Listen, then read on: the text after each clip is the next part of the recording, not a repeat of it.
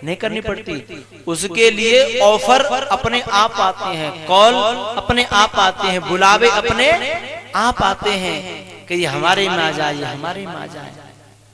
ऐसे ही भैया संस्कारवान, श्रद्धावान, मर्यादावान, अनुशासनवान जो प्रतिभाशाली जीव जगत में होता है, उसके लिए तो परमात्मा के यहाँ से, सिद्धों के यहाँ से, संतों के यहाँ से बुलावे आते हैं।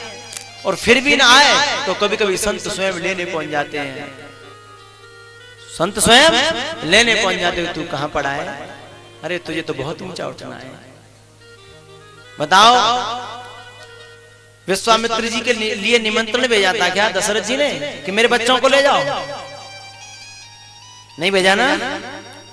विश्वामित्र जी सृष्टि के सिद्ध संत हैं, और जब उनके चरित्र की खुशबू चारों तरफ फैली, जैसे किसी विद्यार्थी की नॉलेज की, उसकी होशियारी की, उसकी प्रतिभाएं जब चारों तरफ फैलती हैं तो सृष्टि में हलचल मचती है। जैसे समाज में हलचल मचती है कि साहब फलाने गांव से एक बालक ने और जो है यूपी टॉप किया है, एमपी टॉप किया है साहब, तो समाज में एक हलचल मची। फिर उसका सिलेक्शन हुआ, सब इस क्षेत्र में से फलाना बालक डीएम बन गया, सीधा आईएएस की परीक्षा दी उसने, हलचल समाज में मच गई। ऐसे ही जो अनुशासन और संस्कार और मर्यादाओं में बहुत अच्छे निपुण होते हैं, उनको सूक्ष्म जगत में एक हलचल मचती है और उसे लेने के लिए सिद्ध आ जाते हैं, उसे पाने के लिए सिद्ध आ जाते हैं। विश्वामित्र जी आए हैं और भैया अपने आप घर को त्यागने का प्रयास करते राम तो शायद न त्याग पाते, क्योंकि ममता पिता को बहुत ज्यादा थी। एक बात और ध्यान रखना, मर्यादावान बच्चे, अनुशासनवान बच्चे, संस्कारवान बालक माँ बाप को भी बहुत ज्यादा प्यारे होते हैं, घर वालों को भी बहुत ज्यादा प्यारे होते हैं, समाज को भी बहुत ज्यादा प्यारे होते हैं, किंतु उन्हें ये प्यार भी कुछ दिन के लिए तोड़ना पड़ता है, कुछ पाने के लिए कुछ खोना पड़ता है। तो यदि विश्वामित्र न आते तो शायद दशरथ भी अपने बच्चों को नहीं देते, जाने नहीं देते, निकलने नहीं देते। तो घर से निकालने के लिए जिन्हें जो कुछ बने हैं उन्होंने घर का त्याग किया है, चाहे वो अर्जुन हो, चाहे युधिष्ठिर, चाहे राम हो, चाहे लखन, चाहे वो नरसिंह हो, चाहे वो मीरा, चाहे सबरी हो, चाहे कोई और, जिन्होंने समाज के लिए कुछ किया, अपने लिए कुछ किया, देश के लिए कुछ किया, घर तो छोड़ना पड़ा है। चाहे वो सुभाष हो, चाहे वो भगत, चाहे शेखर, चाहे गांधी, चाहे कोई और, इन ममता की इन दीवारों से ऊंचे उठते हैं, इन मोह की दीवारों से ऊंचे छलांग जाते हैं, तब कुछ कर पाते हैं। विश्वामित्र जैसा संत उस समय कोई था नहीं, इतना पुरुषार्थी संत, इतना कर्मयोगी संत सृष्टि में कोई दूसरा नहीं था। विश्वामित्र जी ने त्रिशंकु को सदेह स्वर्ग भेजने का प्रयास किया, इसी शरीर के साथ में, लेकिन देवताओं ने पटक दिया। तो ऐसा संत था विश्वामित्र, जिन्होंने जब देखा कि त्रिशंकु नीचे आ रहा है तो दूसरा स्वर्ग ही तैयार कर दिया, दूसरा एक सृष्टि बना दी, दूसरा स्वर्ग तैयार कर दिया। ऐसा संत कर्मयोगी, जिसने क्षत्रिय घर में जन्म लिया और ब्राह्मणत्व बिना शरीर बदले पा लिया, ब्रह्म ऋषि बन गए। ऐसा सिद्ध संत राम को लेने आया है, एक भारतीय नागरिक को लेने के लिए आया। क्यों? संस्कारवान, प्रतिभाशाली, मेधावान, मर्यादित तो अनुशासन में उन्होंने रहना सीखा था। उसका फल एक संत के कान में जाकर के आवाज देता है। आवश्यकता होती है समाज को ऐसे प्रतिभाशाली व्यक्तियों की, आवश्यकता होती है सिद्ध संतों को, प्रतिभाशाली नागरिकों की। हमेशा उनकी तलाश में सूक्ष्म सृष्टि में कितने सिद्ध लोग रहते हैं। तुमको ढूंढना नहीं है, तुमको तो कोई मिल जाए तो अनुशासन की परिभाषा सीखनी है, मर्यादाओं की परिभाषा सीखनी है, संस्कारों की परिभाषा सीख करके अपने जीवन में ढालना है। फिर देखिए आपकी उंगली पकड़ लेगा परमात्मा, कोई सदगुरु, कोई सिद्ध, कोई संत उंगली पकड़ लेगा, छोड़ेगा नहीं। विश्वामित्र जी ने आकर के निवेदन किया, प्रार्थना करी दशरथ जी से। दशरथ जी तो नहीं देना चाहते थे, लेकिन पास में वशिष्ठ जी थे ना, दशरथ के कुलगुरु, उन्होंने इशारा किया कि ऐसे सिद्धों को मना करोगे तो सुखी नहीं रह पाओगे, ऐसे संतों को ये तो जान भी मांगे तो भी दे दो। ये विश्वामित्र परोपकारी संत हैं। जब वशिष्ठ और विश्वामित्र में बहुत दिन बैर रहा, लेकिन भैया तपस्या कोई चीज है। वशिष्ठ जी बोले बैर रहा तब रहा, लेकिन मैं मानता हूं विश्वामित्र कर्मयोगी और बहुत अच्छा उच्च कोटि का संत है, इनको पुत्र दोगे तो कभी हानि नहीं होगी। तब दोनों का दबाव पड़ा, तब दशरथ जी ने पुत्र दिए। भगवान राम और लखन को लेकर के विश्वामित्री जब जनकपुरी जा रहे थे, बीच में मैं निवेदन करता चलूं, उन्होंने ताड़का का उद्धार किया, सुबाहु और मारीच आए, सुबाहु का उद्धार कर दिया, मारीच का भी उद्धार नहीं किया, क्योंकि मारीच राग है, ताड़का अविद्या, सुबाहु द्वेष। तो द्वेष को तो मारना पड़ेगा, अविद्या को तो मारना पड़ेगा, लेकिन राग को मारने की आवश्यकता नहीं है। राग को तो बिनु फर बाण राम ते ही मारा, बिना फन का बाण मारा, जो मरे नहीं। तो क्या करना है, राग को, अपना जो राग है ना, उसकी वृत्ति बदलनी है, उसकी दृष्टि बदलनी है। जो राग हमारा संसार में है ना, उस राग को संसार से हटाना है और परमात्मा में या सदगुरु में या संत में या शास्त्र में लगा देना है।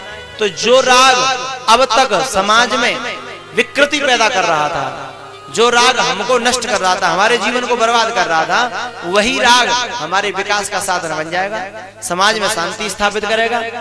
तो बस राग को अनुराग बनाना है, राग को अनुराग बनाना, मारना नहीं है। राग मर गया तो मामला गड़बड़ हो जाएगा, राग को बदलना है। अब तक जो राग हमारो परिवार में, नाती में, बेटा में, पत्नी में, बिटिया में, संसार में जो राग है ना, बस वहां से हटाना है।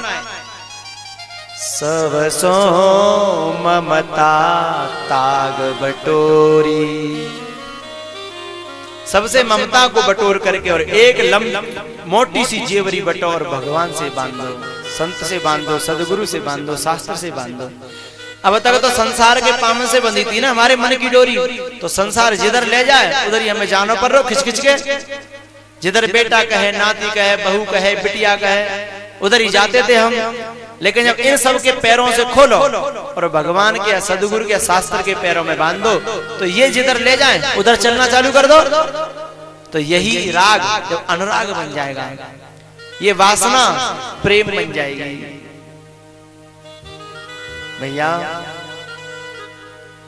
मारीच को नहीं मारा, ये राग है, इसका तो कल्याण किया है भगवान ने। कब? आगे चल करके।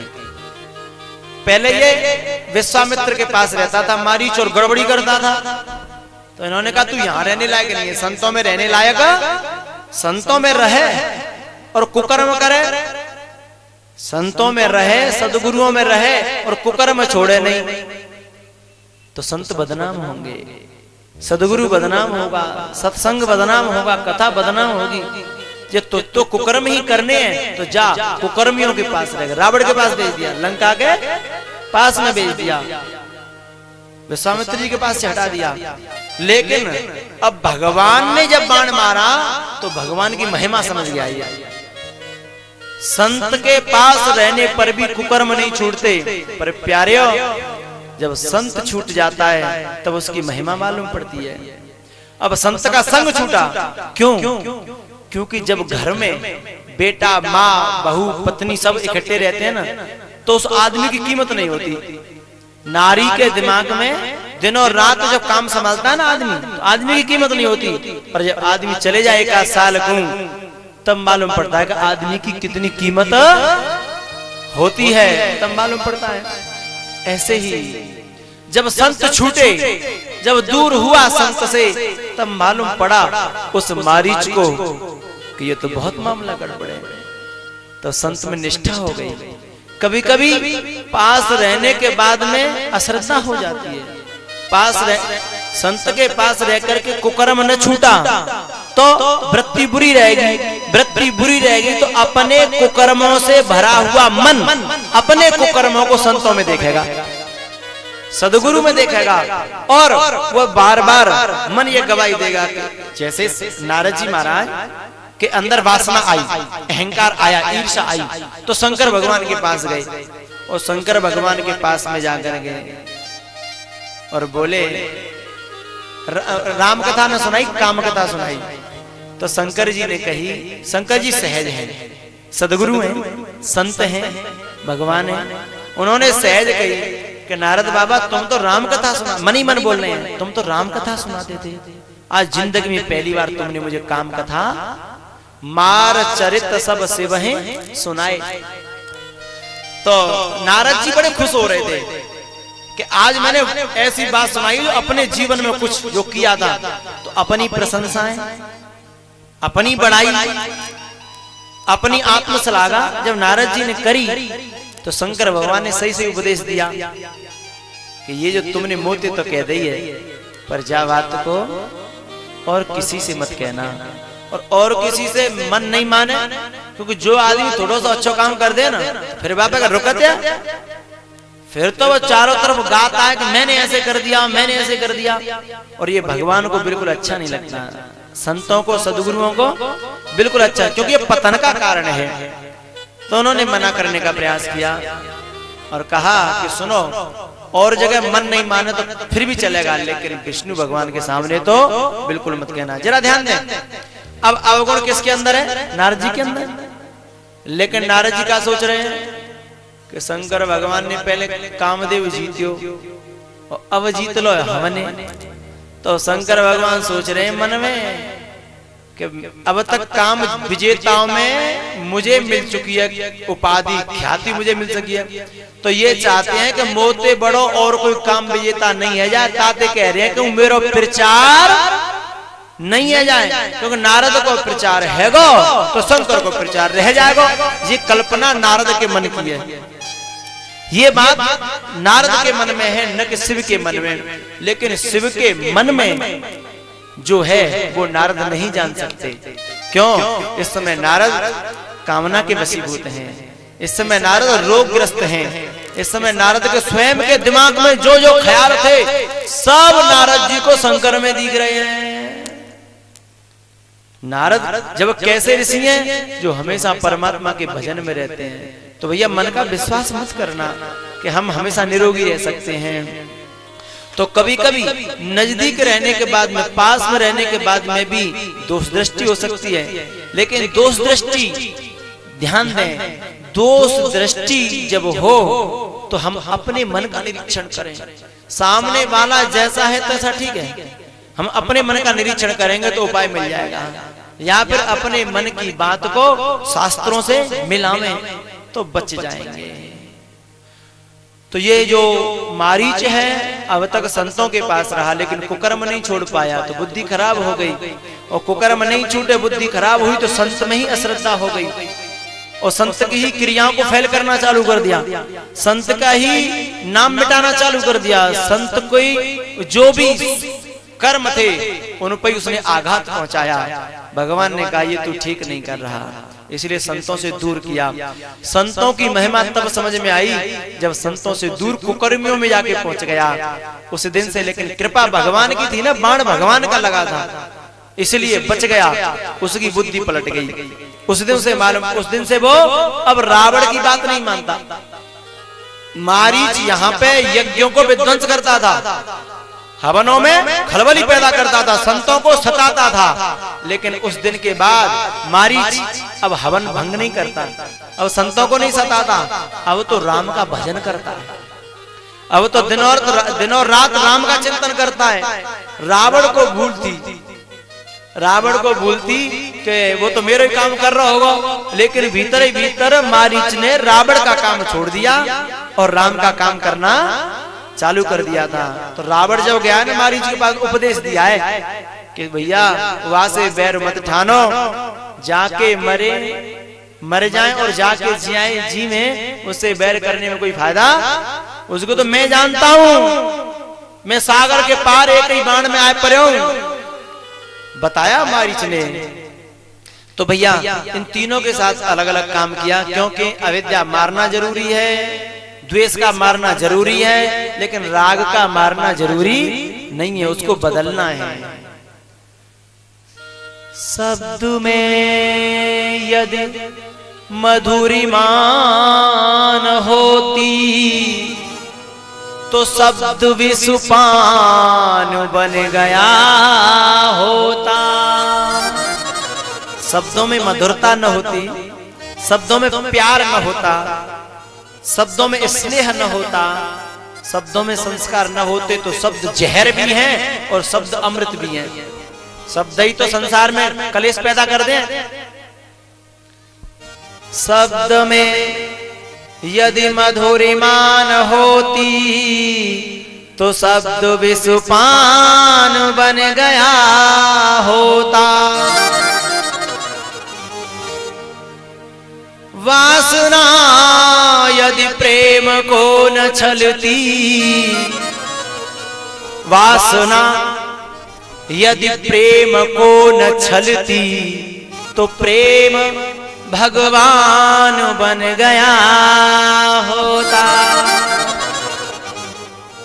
प्रेम में वासना घुस जाती है नवयुवकों, अब वैलेंटाइन डे बनाते हो ना,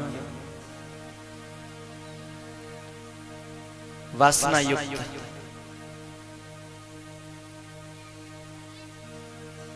यदि उसमें पवित्रता होती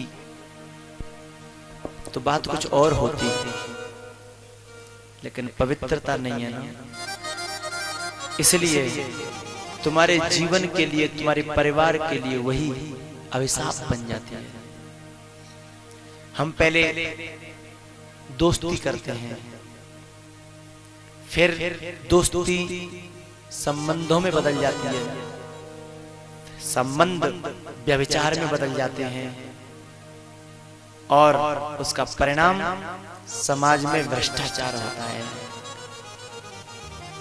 बड़े बूढ़े शायद उस शब्द को न समझें, ये नवयुवकों ने एक बड़ी बड़ी कुप्रथाएं अपने समाज में खींच लाए हैं। ये संस्कारों के अभाव में, शास्त्रों के ज्ञान के अभाव में इन्होंने कांटों को अपने जीवन में बो लिया है। प्रेम बुरा नहीं है, शुद्ध प्रेम को न छलती। दोनों पक्षों में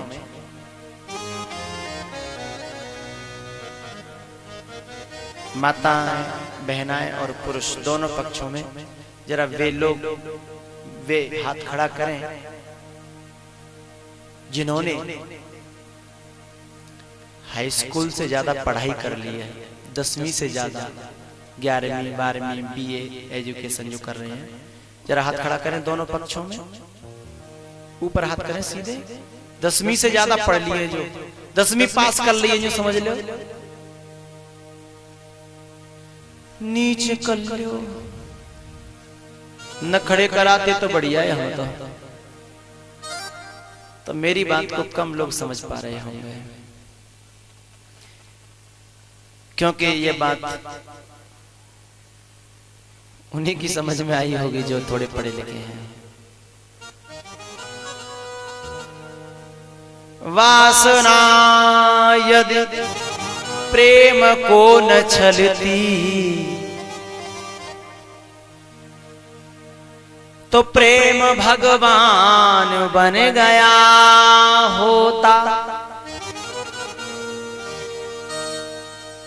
love is God. God is love.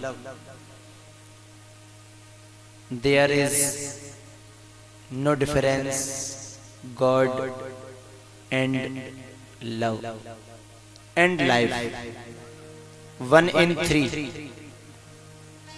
3 in 1। प्रेम ही जीवन है, प्रेम ही परमात्मा है, परमात्मा ही प्रेम है, जीवन ही प्रेम है।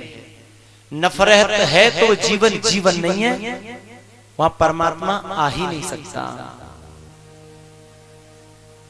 नफरत है वहां परमात्मा आएगा नहीं, तो परमात्मा कहां आएगा? जहां प्रेम हो। लेकिन कैसो? सूर्पणखा जैसो प्रेम, सूर्पणखा जैसा। परमात्मा आयो तो दूरों देखेगा भी नहीं परमात्मा ऐसे समाज को। तो परमात्मा तो वहां आता है जहां शुद्ध प्रेम हो। वासना यदि प्रेम को न छलती, तो प्रेम भगवान बन गया होता। राम ही केवल प्रेम प्यारा, जान ले जो जानने हारा। भैया भगवान विश्वामित्र जी के यज्ञ को सफल करते हैं, और यज्ञों को सफल करने के लिए निकल पड़े हैं ना, इसलिए भगवान आगे चले हैं। अब सफल करना है अहिल्या का यज्ञ। अहिल्या का यज्ञ सफल करना है, जिसमें वासनाओं के और भोगों के कारण जड़ता आ गई है। युवकों, जब वासनाएं हमारे ऊपर सवार होती हैं तो हमारी बुद्धि में जड़ता आ जाती है।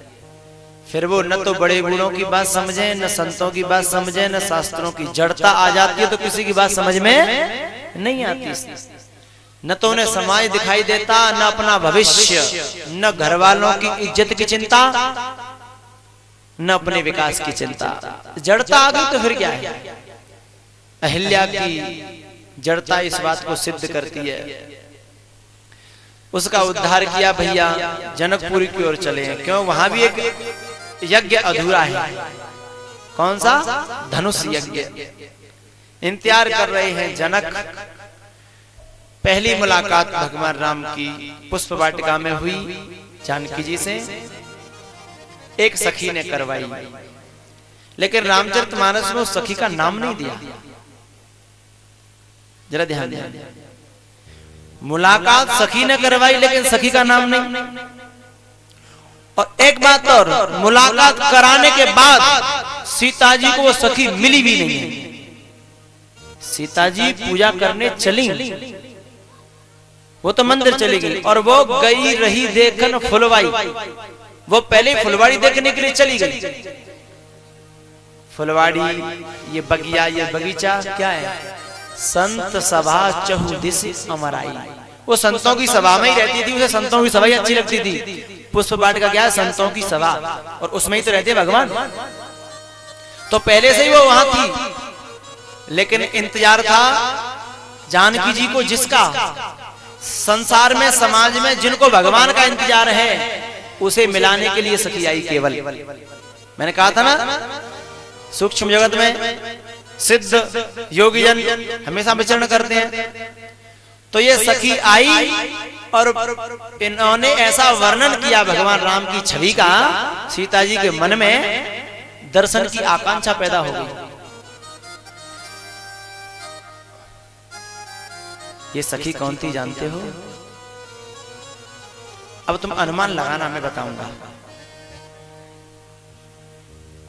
भगवान राम से, भगवान राम के भक्तों को मिलाने वाली सखी या सखा।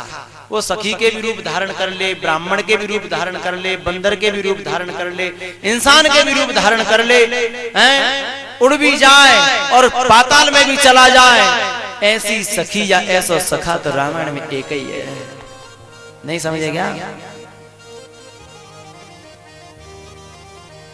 राम मिलाए राजपद दीना,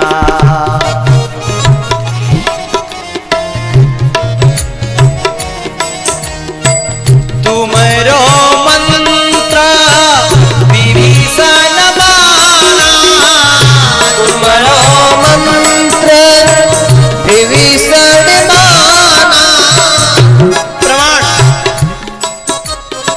ये सखी हनुमान थे। प्रमाण क्या है? जब सीता जी गौरी मैया के सामने प्रार्थना कर रही थी ना, तो एक शब्द था। जैसे माता बहने आपस में आदमी को बुलाने के लिए एक नया शब्द चुन लेती है ना, उनको उस नाम से नहीं पुकारती हैं। जब तक कोई चिंटू के पापा न बने तब तक कुछ न कुछ तो कहना ही पड़ेगा ना। कुछ तो कहती रहती है बे बे, ये तो औरों के लिए है ना, अपने में कैसे बुलाना है। तो एक आंतरिक शब्द था। तो भगवान को सीता जी करुणा निधान कहती थी, और ये शब्द सीता जी को नारद जी ने दिया था। ये शब्द नारद जी ने दिया था कि तो करुणा निधान मिलेगा, करुणा निधान मिलेगा। और सीता ही जब प्रार्थना कर रही थी हनुमान जी से, करुणा निधान की बात कर रही थी, उस समय ये सखी वहां थी। कौन सी सखी? हाँ, लंबी पूंछ वाली सखी वहां पे थी। ये उस समय शब्द ध्यान में डाल लिया। और जब ये सखी अशोक वाटिका में गई, पुष्प वाटिका में भी राम और सीता का मिलन कराया, और अशोक वाटिका में भी सीता जी के पास ये सखी गई, लंबी पूंछ वाली। वहां कहती है सत्य शपथ करुणा निधान की,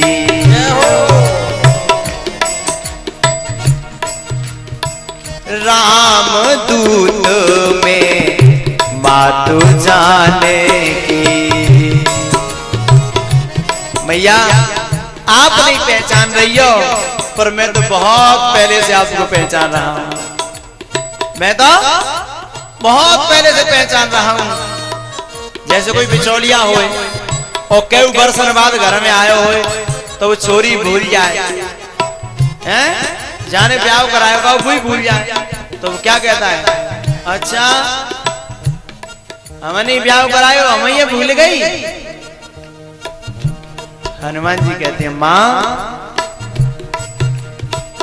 सत्य शपथ करुणा निधान की, सत्य शपथ करुणा निधान की, राम दूत में मातु जाने की, राम दूत में मातु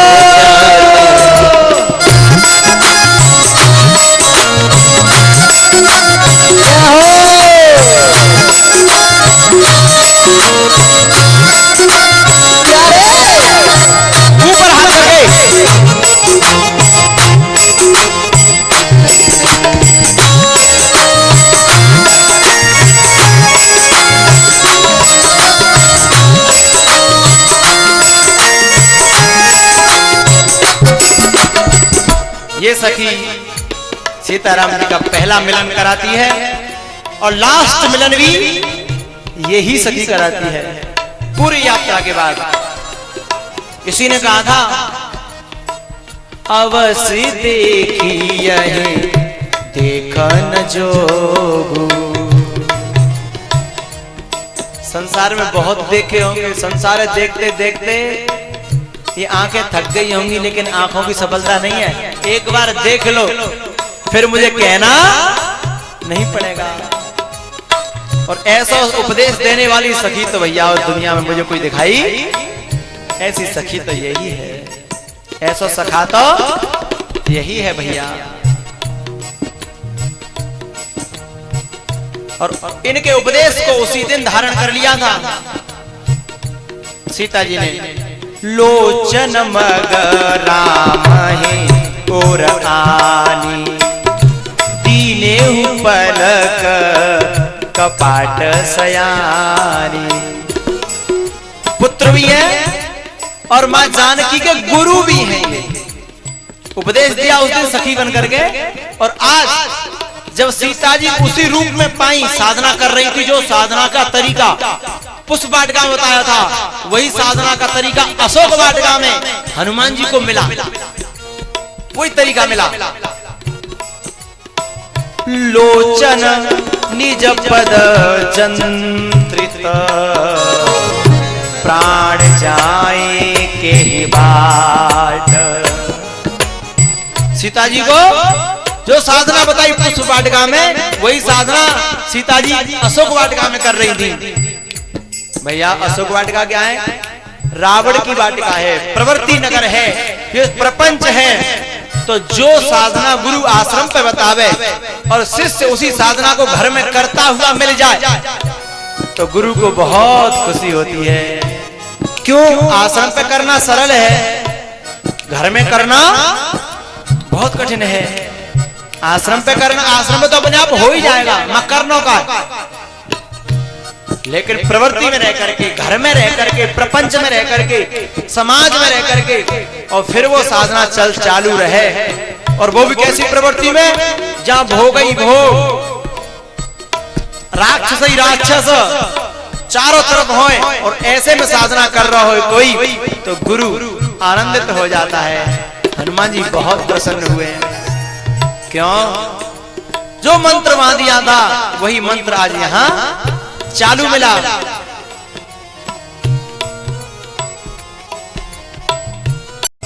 तो भैया सीता जी ने, हनुमान जी ने तो हनुमान जी की बात जिन्होंने मानी, राम मिलाए राजपद दीना, विभीषण को, सुग्रीव को और सीता जी को, सीता जी को भी तो दिया, राम भी मिले और अयोध्या की रानी बन गई।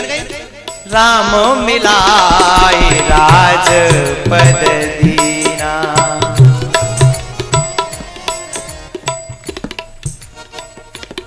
समय के अभाव में थोड़ा मैं चलूं। भगवान राम और लखन लगे चरण चापन दो भाई, गुरु जी की चरण सेवा कर रहे थे। एक पांव पर राम जी, एक पांव पर लखन जी।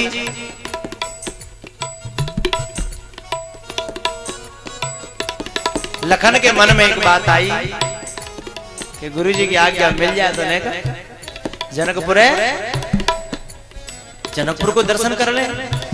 अब लक्ष्मण जी तो अब यहाँ दो बड़े हो, इधर तो बड़े भैया और उधर गुरुजी, बस अब की तरह ना है। अब के तो भैया बैठे हो, जहाँ बाप, जहाँ काका बैठे हो, जहाँ गुरु को गुरु बैठे हो, बिने बकनी है तो बकनी है, बिने में तो ना है। लेकिन प्यारे हो, जब तुम मौन साधोगे, तुम मर्यादावान बन जाओगे, तो दूसरों के हृदय में तुम्हारी बातें अपने आप पहुंचने लग जाएंगी। लखन हृदय लालसा विसेखी, लखन की बात राम के हृदय में पहुंची और राम जी ने गुरु जी से कह डाली। गुरु जी, लखन के मन में गुरु जी बोले कि हम तो देख रहे हैं, लक्ष्मण ने तुमसे कहा तो है नहीं। बोले कहीं ना, संकोच है, भय है, इसलिए वो बोल नहीं रहे हैं। जाई जनकपुर, जनकपुर जाकर के देखने को मन है। अच्छा, गुरुजी तो फिर कोमल हृदय थे। सुफल कराऊ सबके नयना, सुंदर बदन दिखा। गुरुजी ने आज्ञा दे दी कि राम, तुम्हारे भी इंतजार में न जाने कितनी आंखें, क्योंकि राम जी के और लक्ष्मण जी के आने पर जनकपुरी में बात फैल गई थी। चारों तरफ बात फैली कि इतने सुंदर राजकुमार आए हैं, उनके साथ में एक दाढ़ी वाला गुरु है और इतने अच्छे हैं, क्या बतावें। रूप मोहिनी डारी, उन्होंने अपने रूप का ऐसा जादू कर दिया है कि जो देखता वो देखता ही रह जाता। और यहाँ तक छोड़ो, जो राजा जनक ज्ञानियों के ज्ञानी, जो नाम रूप को मिथ्या कहते हैं, ऐसे ज्ञानी जो नाम रूप को मिथ्या कहते हैं, वो भी देखते के देखते रह गए। जब तक राजा जनक मोहित है गए, फिर अल्ले मल्ले ने की ऐसे वैसे ने की, तो बात ही क्या। जहते छवि पर नहीं सब लोग, सब अपने अपने घरों में, पंचायत घरों में, दुकानों पे, मकानों में, चारों तरफ चर्चा। उनका सौंदर्य ही ऐसा है। लेकिन ये सौंदर्य केवल शरीर का नहीं है, केवल शरीर का नहीं है, चरित्र का सौंदर्य है, आचरण का सौंदर्य है, ये मर्यादाओं का सौंदर्य है। जब ये सौंदर्य मानव के, नागरिक के जीवन में उभरते हैं ना, तो चारों तरफ उसकी चर्चा चलने लग जाती हैं, उसकी बातें समाज में चलने लग जाती हैं। साहब फलाने का बालक, अरे भाई भाई उसकी तो बात ही अलग है, देखने लायक बालक है साहब। उसके गुण देखो, उसके चरित्र देखो, उसकी बातें देखो, उसके काम देखो। जहते हैं छवि पर नहीं सब लोग, अवश्य देखिया है देखन जोगु। गुरुजी के साथ में आए हैं, सबके नैन टकटकी लगा के कब आवे और कब हम दर्शन करें। और भक्तों की जब मन की ज्यादा इच्छा प्रबल हो जाती है, लोचन चातक जिन करि राखे, लोचन चातक जिन करि राखे, रहि तरस जला घर अभिलाखे, रहि तरस जला घर अभिलाखे। जिनके नयन चातक की तरह टकटकी लगाए हैं। एक बात बताओ भैया, जब इतने प्यासे हैं तो जनकपुरी तो निकल के यहाँ बाहर आके दर्शन ना कर सकता ही क्या? घर में क्यों बैठे हैं? तुम्हें मालूम पड़ जाए कि लड़ाम वासियों को कि बाहर कोई सदगुरु, कोई संत, कोई महात्मा अच्छे आए हैं, तो आप पूरा गांव भाग पड़ेगा, नहीं भाग पड़ेगा, टूट पड़ेगा।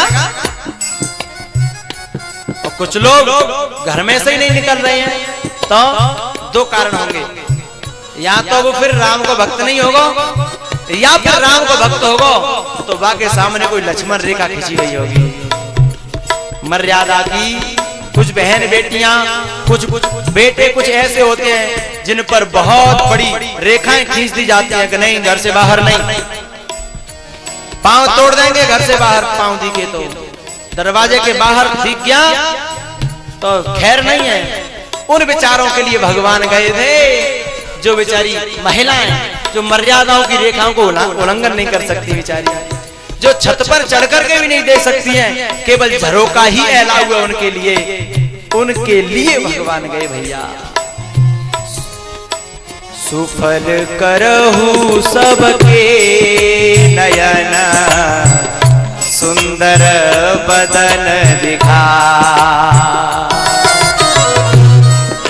और परमात्मा कब आता है ऐसे साधकों के लिए? जब सृष्टि के और समाज के किसी सदगुरु को उनकी मालूम पड़ जाए, तो सदगुरु परमात्मा को प्रेरणा करता है कि कछु साधक ऐसे हैं, कछु तेरे दास ऐसे हैं जो मर्यादाओं की लकीरों के बेचारे पार नहीं जा सकते, तो हे परमात्मा उन्हें दर्शन देने के लिए तो तुझे खुद आना पड़ेगा। सवरी के कुटिया पे भगवान स्वयं गए, मीरा के पास में भगवान स्वयं गए, धन्ना के घर पे भगवान स्वयं गए, और जनक प्रवास की वासनी नारियों के पास में भगवान स्वयं गए।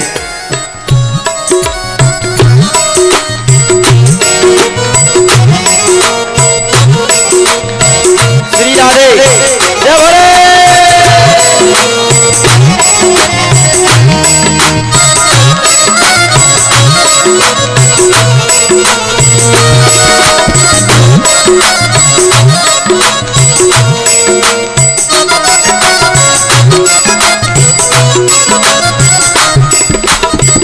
सुफल करहु सबके नयन, सुंदर बदन दिखा।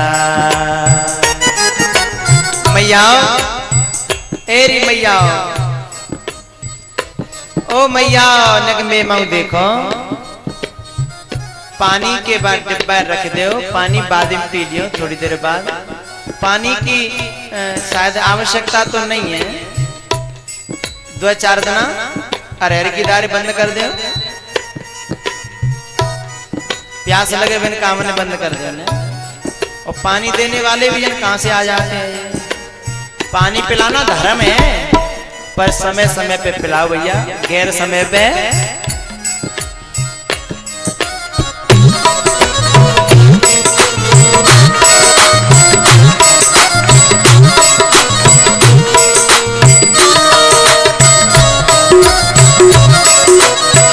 हरि बोल।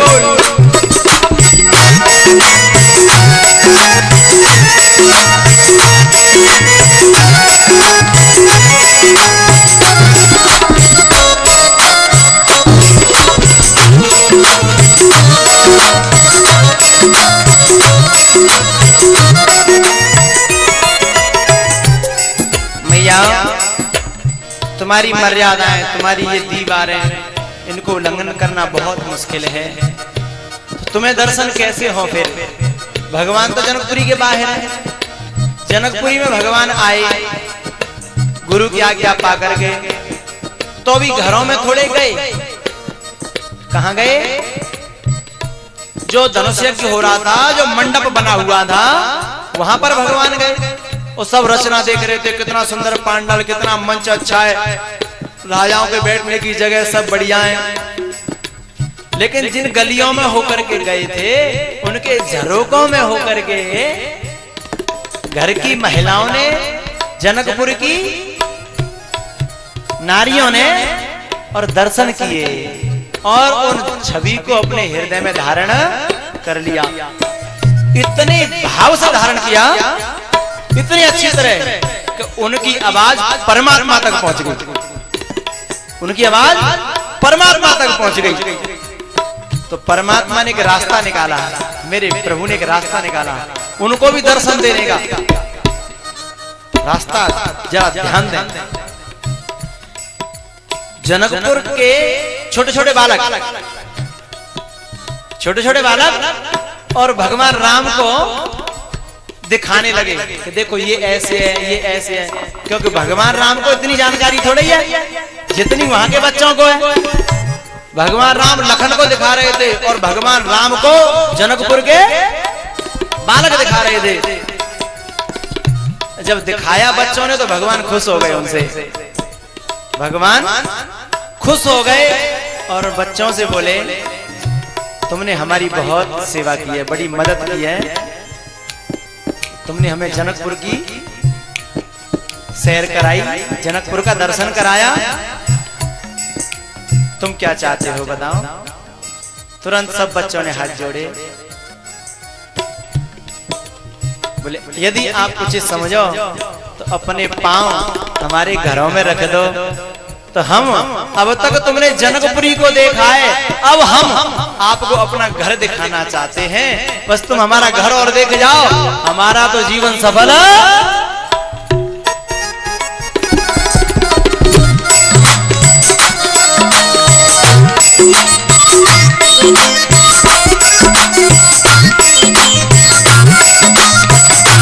हरि बोल।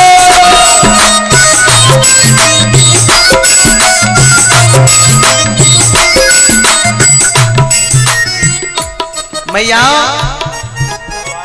मर्यादा का उल्लंघन करके यदि ये नारियां जाती तो क्या होता आप समझती हो? घर में कलेश हो जाता, अशांति हो जाती, लड़ाई झगड़ा हो जाता, गड़बड़ हो जाता मामला। जनकपुर की ही एक बेटी ने, जनकपुर की एक बेटी ने एक बार बस थोड़ा सा मर्यादा के आगे पांव रखा, कितना बड़ा कलेश हो गया। सीता जी कौन है? जनकपुर की ही तो बेटी है। लक्ष्मण जी रेखा खींच करके गए और कह गए इसके बाहर पांव मत रखना, और बाहर पांव न रखती तो ऐसे करोड़ों रावण आ जाते। हिम्मत नहीं थी कि सीता जी को ले जाते। करोड़ों रावण, एक रावण की तो बात छोड़ो, सीता जी को ले नहीं जा सकते थे, लेकिन मर्यादा की लाइन उल्लंघन कर दी तो कितना बड़ा कलेश, कितनी बड़ी रार, कितना बड़ा झगड़ा हो गया। तो मैं अंत कह रहा हूं बेटियों से, बहनाओं से, तुम्हारे भजन में, तुम्हारी साधना में, तुम्हारे मन की वृत्ति यदि लगी होए तो तुम यदि दर्शन न कर पाई तो तुम्हारी कोख से ऐसा कोई जन्मेगा तुम्हें दर्शन करा देगा। तुम्हारी कोख से कोई ऐसा जन्मेगा कि परमात्मा को हाथ पकड़ के घर में ले आवेगा, लेकिन कब? मर्यादा में रही तब। मर्यादा कोई चीज है, अनुशासन कोई चीज है। उंगली पकड़ के ले आए परमात्मा के घर में, आओ अंदर। और बच्चों ने अपने घर का दर्शन कराया कि प्रभु जी हमारा टूटो फूटो सा घर है। भगवान इतने खुश भये, बोले ऐसे ही घर तो हमें पसंद है।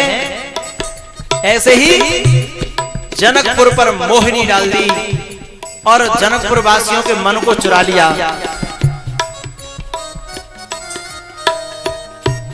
जनकपुर वासियों के मन को भगवान ने चुरा लिया। जादू भरी तेरी आंखें, तेरी आंखें जादू भरी तेरी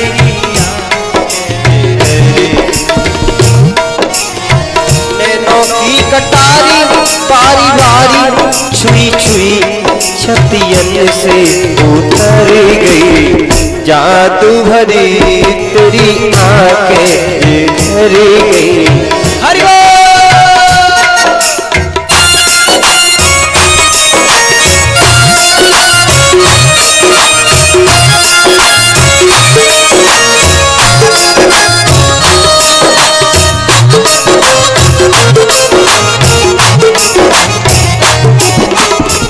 भैया ऐसे ना खेल रहे हम। बजाओ तो ऊपर हाथ करके बजाओ करो बढ़िया तरह।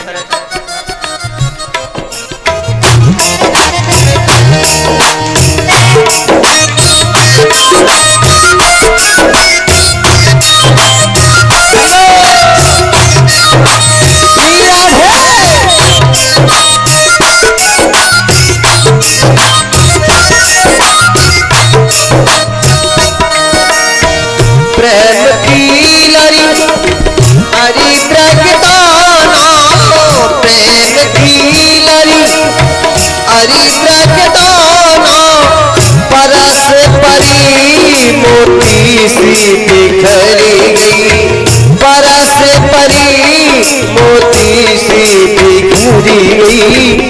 जादू भरी तेरी आंखें झरी गई। जादू भरी तेरी आंखें झरी। भैया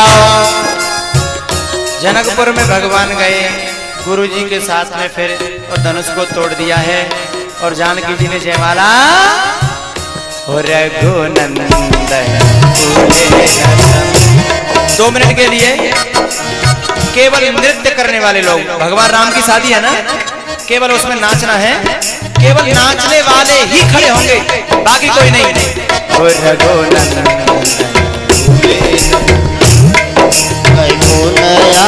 हरे हरे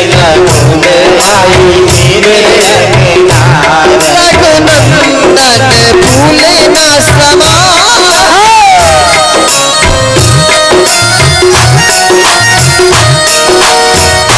सज गए बाबा सज गए, सज गई सवरी बरात। सज गए बाबा सज गए, सज गई सवरी बरात। रघुनंदन तो ऐसे सज गए जैसे श्री भगवान।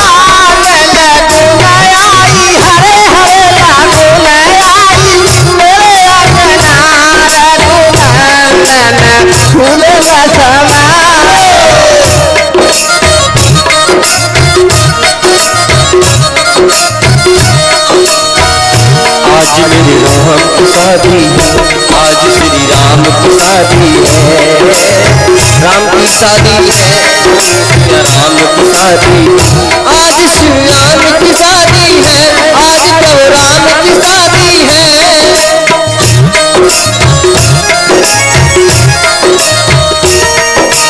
ऐसे शादी है, आज श्री राम की शादी है। भैया शर्म मत करो, भगवान की शादी है, शर्म मत करो। शर्म करनी है तो पूरे कर्म में करो। जय हो।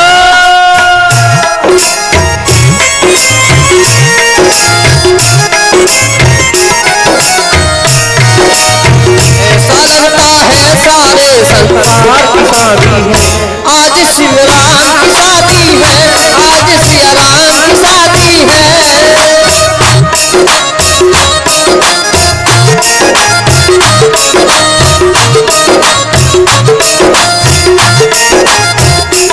एक बार ऊपर।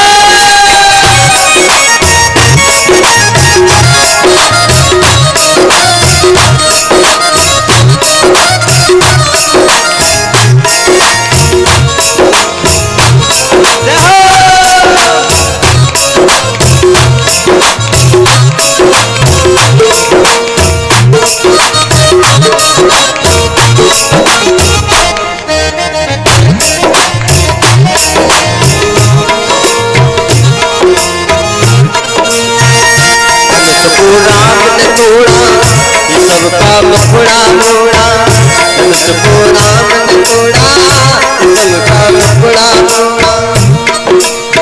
ऐसा लगता है सारे संसार की शादी है, आज सिया राम की शादी है।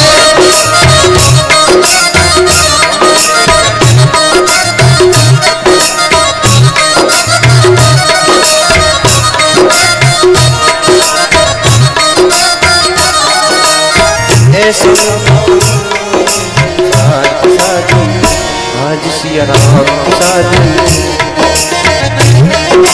जय हो।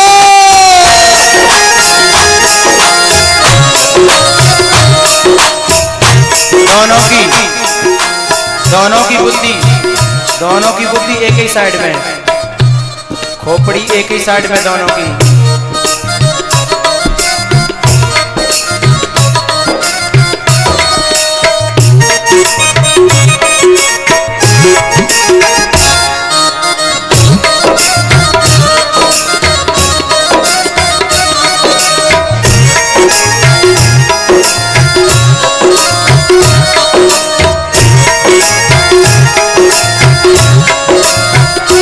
जय जय श्री राम।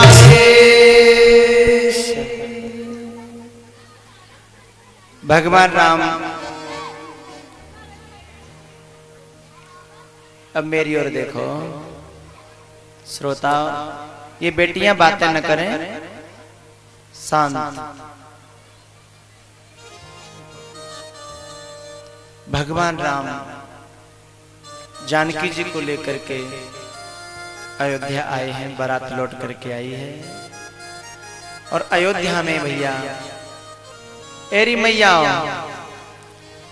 आज कौशल्या, सुमित्रा के कई सास बन गई और दशरथ जी ने समझाया कि बधूलरे कीनी पर घर आई, राखेऊ नयन पलक की नाई। जो माताएं अपनी बहुओं को कष्ट देती हैं, उन माताओं को घोर नरक में जाना पड़ता है और उनकी खुद की बेटियां भी कभी सुखी नहीं रह सकती।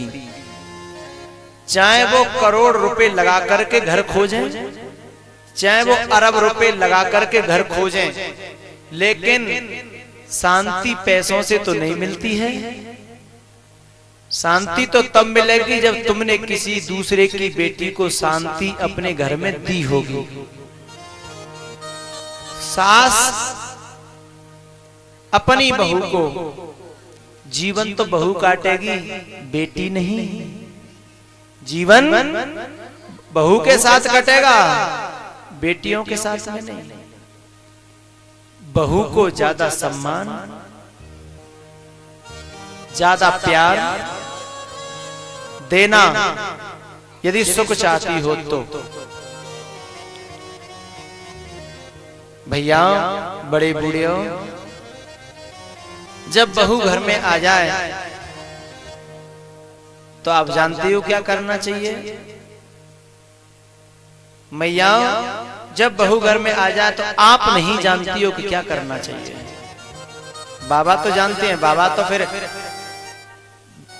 बिना जुकाम के बिना खांस के खांसना चालू कर देते हैं, ये तो ठीक है, और घरों में जल्दी से घुसते नहीं हैं, बहुत ही अच्छी मर्यादाएं हैं इनकी।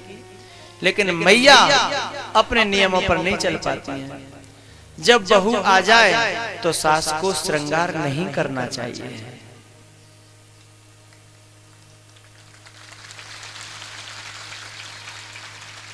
जब बहू आ जाए तो सास को अपनी अकड़, अपनी थानेदारी खुंटी पर टांग देनी चाहिए। जब बहू घर में आ जाए तो सास कछुदना नियम कर्म सिखावे, प्यार से, डांट से नहीं, क्योंकि बहू कच्ची तुलसी है, कच्ची तुलसी, उसे प्यार से सींचो, बाकी कान मत खींचो। कान खींच खींच के बाद बड़ी करन चाह तो बड़ी नहीं होगी, जड़ उखड़ जाएंगी, और एक बार जड़ उखड़ गई तो फिर तुलसी पनपने वाली, पांव उखड़ गए घर में थे तो फिर कबो घर में रहवे को विचार नहीं कर पावेगी बेचारी। कान मत खींचो। कान खींचती हैं, कहती तो यही है, कछु सिखाए रही हूँ, कछु बताए रही हूँ, मैं नहीं संभारूंगी तो को संभारेगा, पर संभारे तो सही, पर प्यार ते संभारे।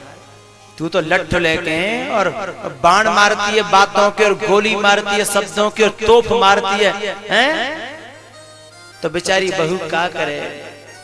कब तक पांव जमावे, कब तक जड़ न जमावे अपनी, उखड़ जाते हैं उसके पांव, और फिर वो घर में से उखड़ी हुई तुलसी फिर उसी घर का सुपड़ा साफ कर देती है। होता है कि नहीं बाबा? उसी घर का फिर सुपड़ा साफ कर देती है। तो मैया जब बहू घर में आ जाए तो अपनी थानेदारी मत करो। क्यों? वे जमाने गए जब थानेदारी सासों की चलती थी।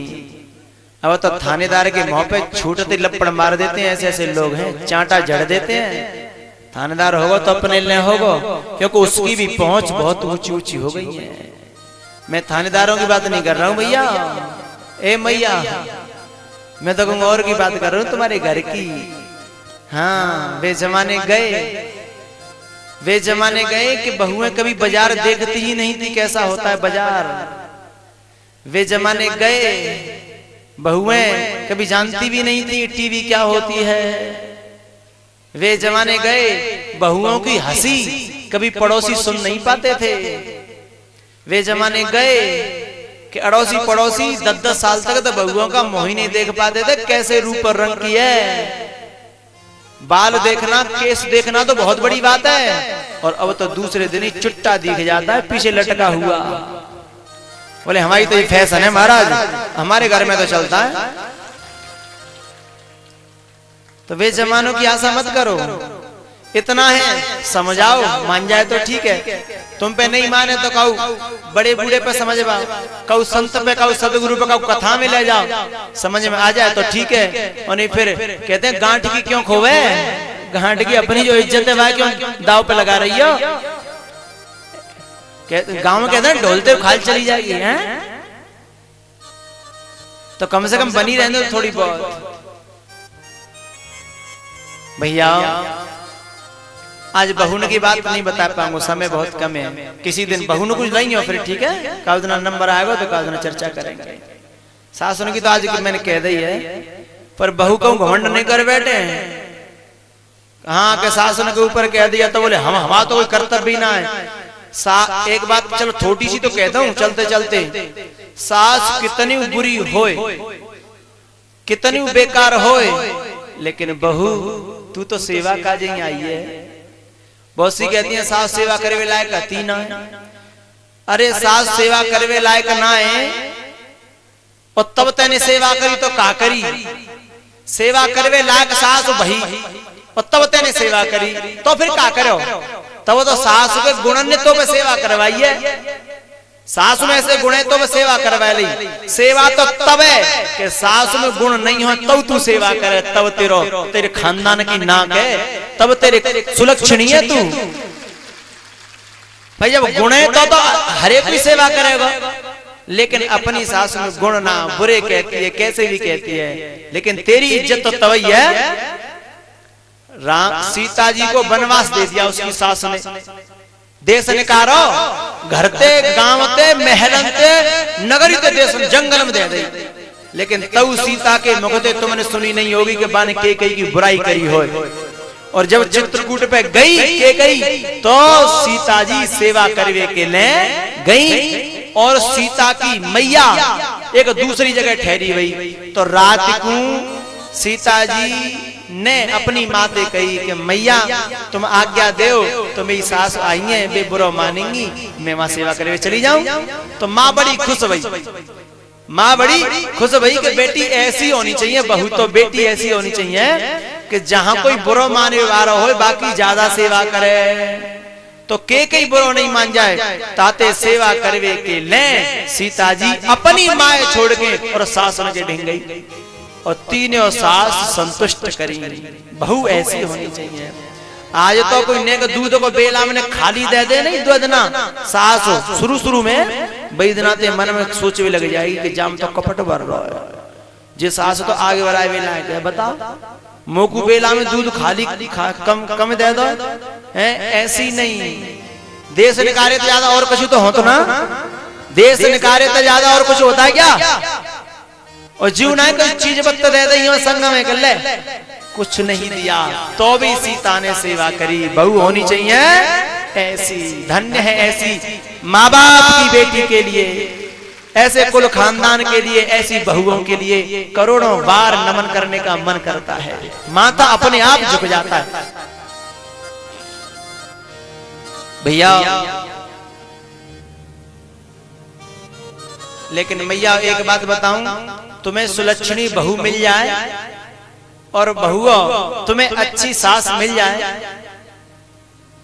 तो ये बात पचना बहुत मुश्किल है।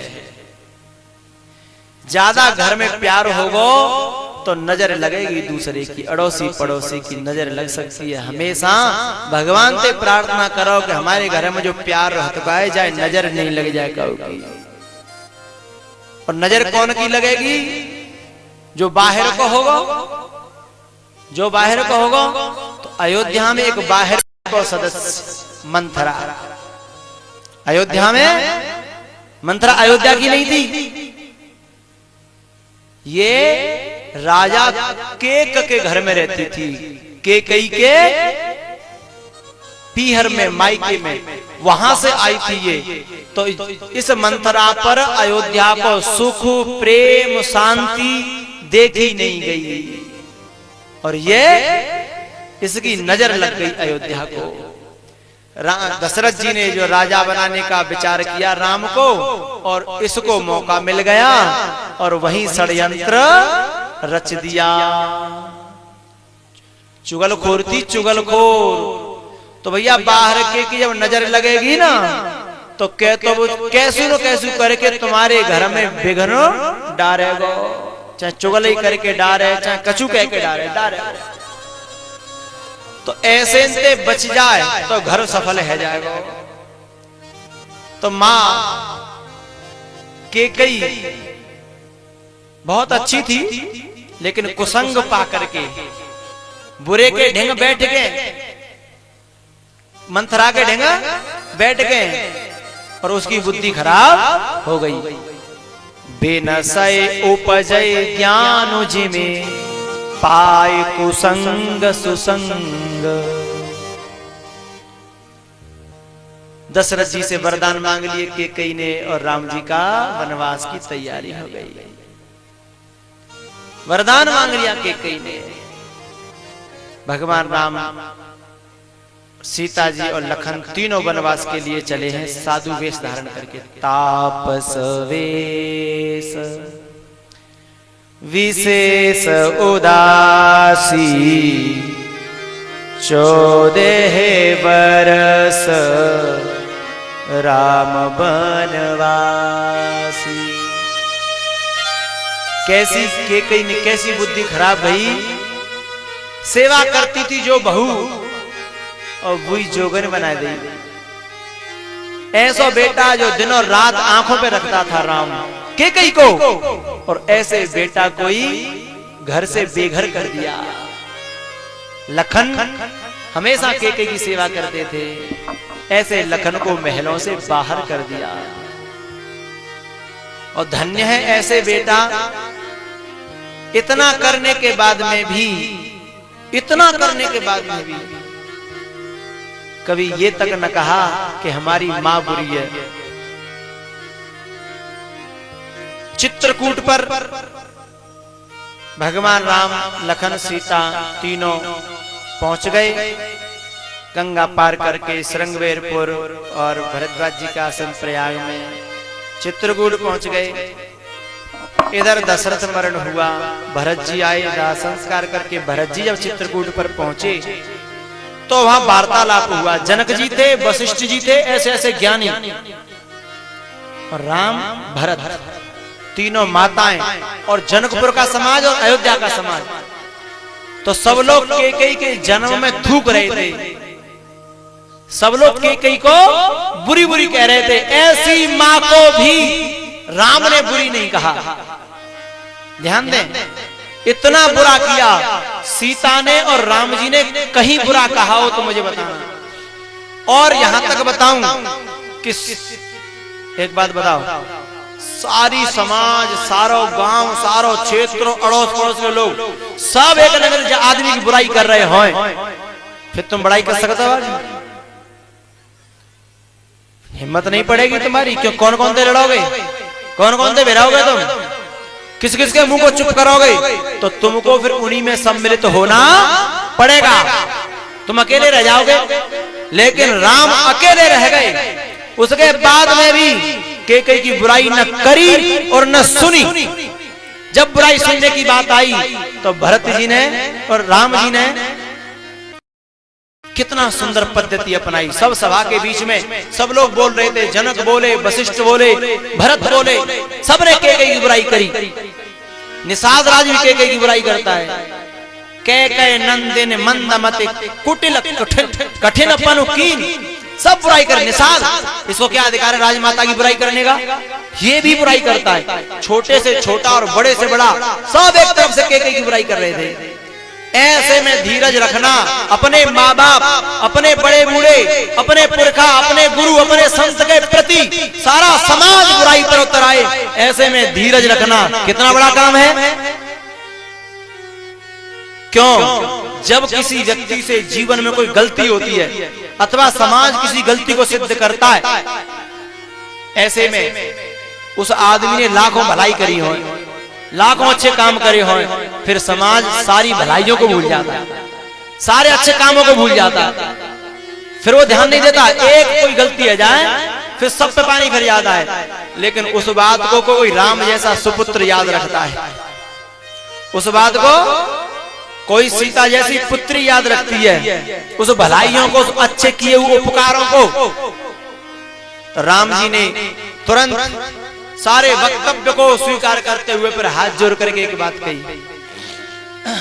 भरत ने भी बुराई करी केकई की, लेकिन राम जी ने कहा सब समाज को मैं हाथ जोड़ करके प्रार्थना करता हूँ, मेरे गुरुजन बैठे हैं, मेरे भाई बंधु बैठे हैं, मेरे और मेरे से छोटे भी हैं, मेरी माताएं, सब से मेरे हाथ जोड़ के प्रार्थना है, सब मेरी बात ध्यान से सुने। फिर राम जी ने भरत जी की बड़ाई प्रारंभ की। पहले भरत जी की बड़ाई प्रारंभ करी। पहले राम जी ने थोड़ी केकई की प्रशंसा करी, लेकिन तुरंत लोगों के मुख पे, चेहरे पे सकुड़न आ गई। बोलिए राम कहते क्या है? ये सवरे अनर्थ की जड़ केकई, और उसकी प्रशंसा, लोगों के चेहरे सुकुड़ गए। जब राम जी ने देखा कि मेरी बात शायद हो सकता है कोई न सुने, विद्रोह खड़ा हो जाए तो ठीक नहीं पड़ेगा, तो उन्होंने प्रसंग को बदला और फिर भरत की प्रशंसा चालू करी। बोले भरत जैसा साधु, भरत जैसा भैया, भरत जैसा संत, भरत जैसा बेटा दुनिया में तुम्हें कहीं दिखता है क्या? एकदम सब लोगों के चेहरे खिल गए।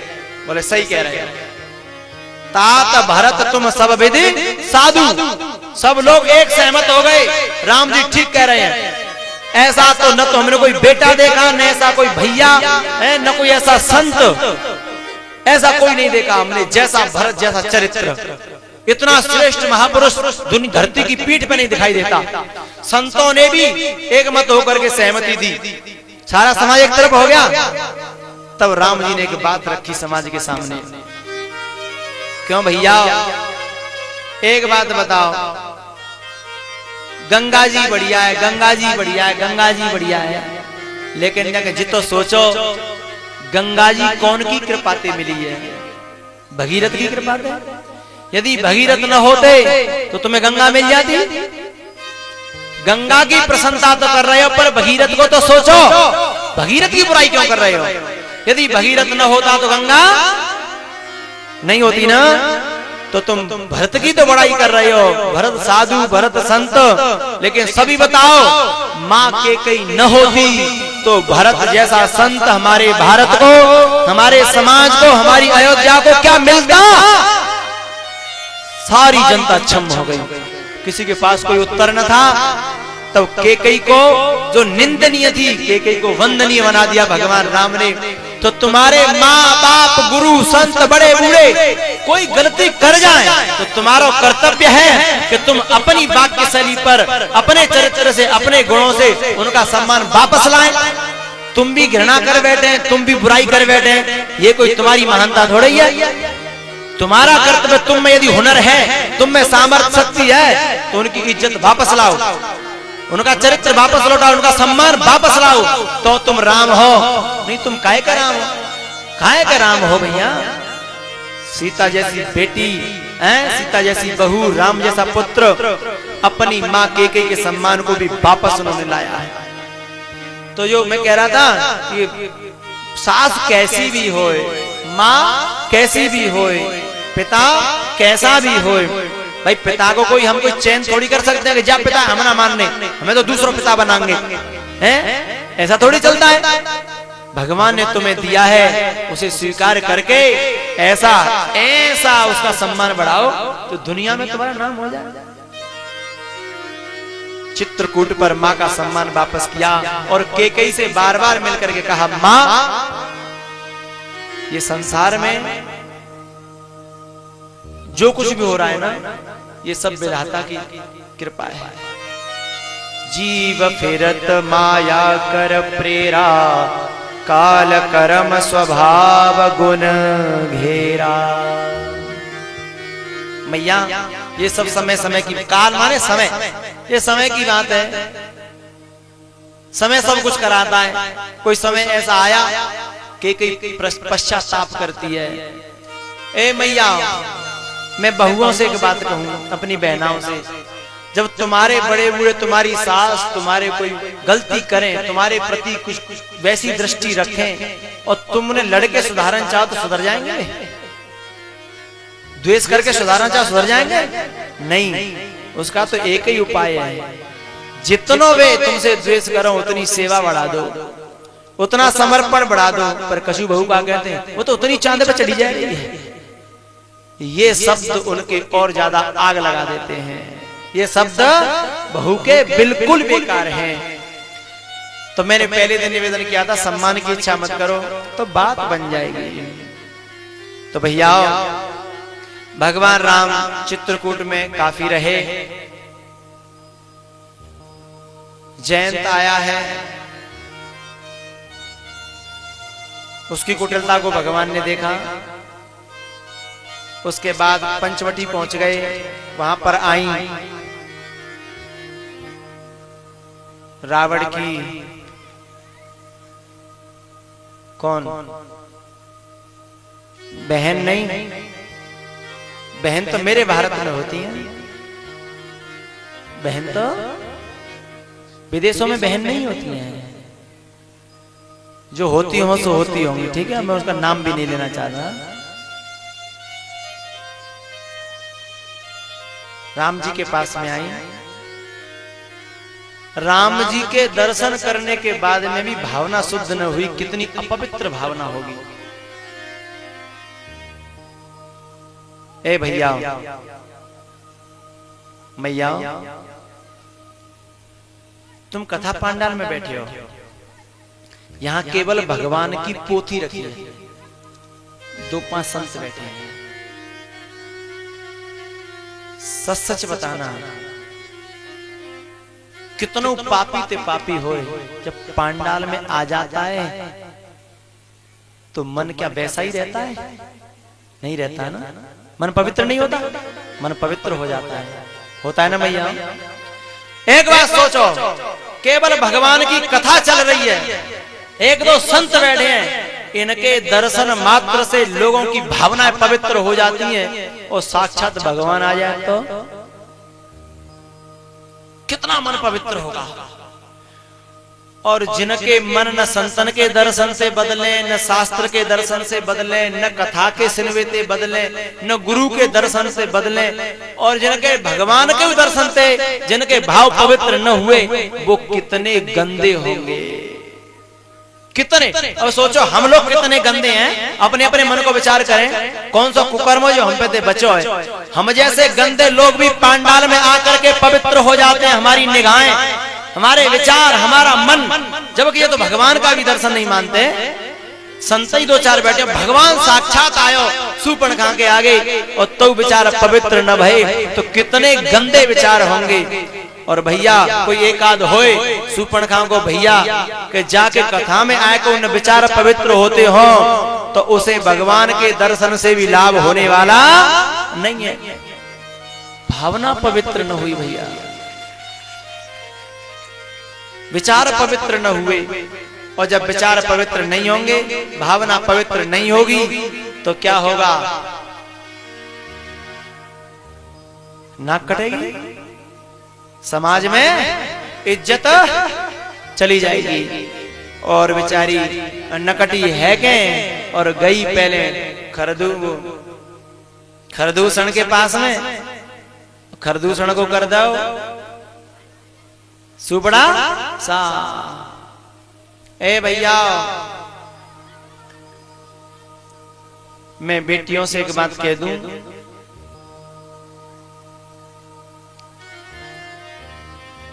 मेरी बहनाएं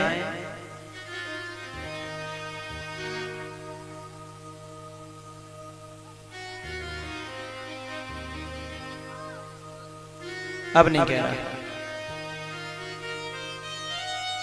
फिर किसी दिन मौका आने पर कहूंगा।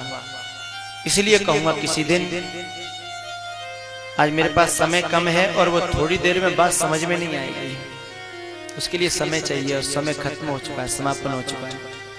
अब मैं जल्दी से रामायण पूरी कर दूं, पर इतनी जरूर कहते कहते चलूं कि जो बहन बेटी अपने माँ बाप और भैया छोड़ के अकेली बाजार या गांव में या गलियों में घूमे, शूर्पणखा से किसी मायने में कम नहीं है। बुरी लगे तो 100 बेर लगे, 1000 बेर लगे, गलत कह दी हो तो ठीक है। हाँ।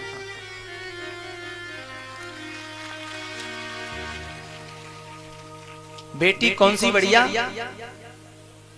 पहले तो जायबे को विचार ही नहीं करे, विचार करे तो मैया को पल्लू पकड़े कि भैया को पापा हो तो पापा जी को, तो ठीक है,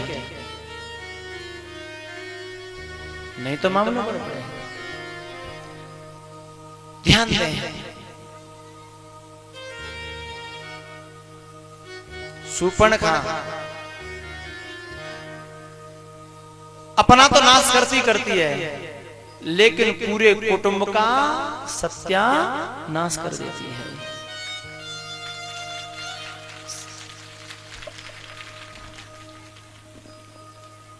भैया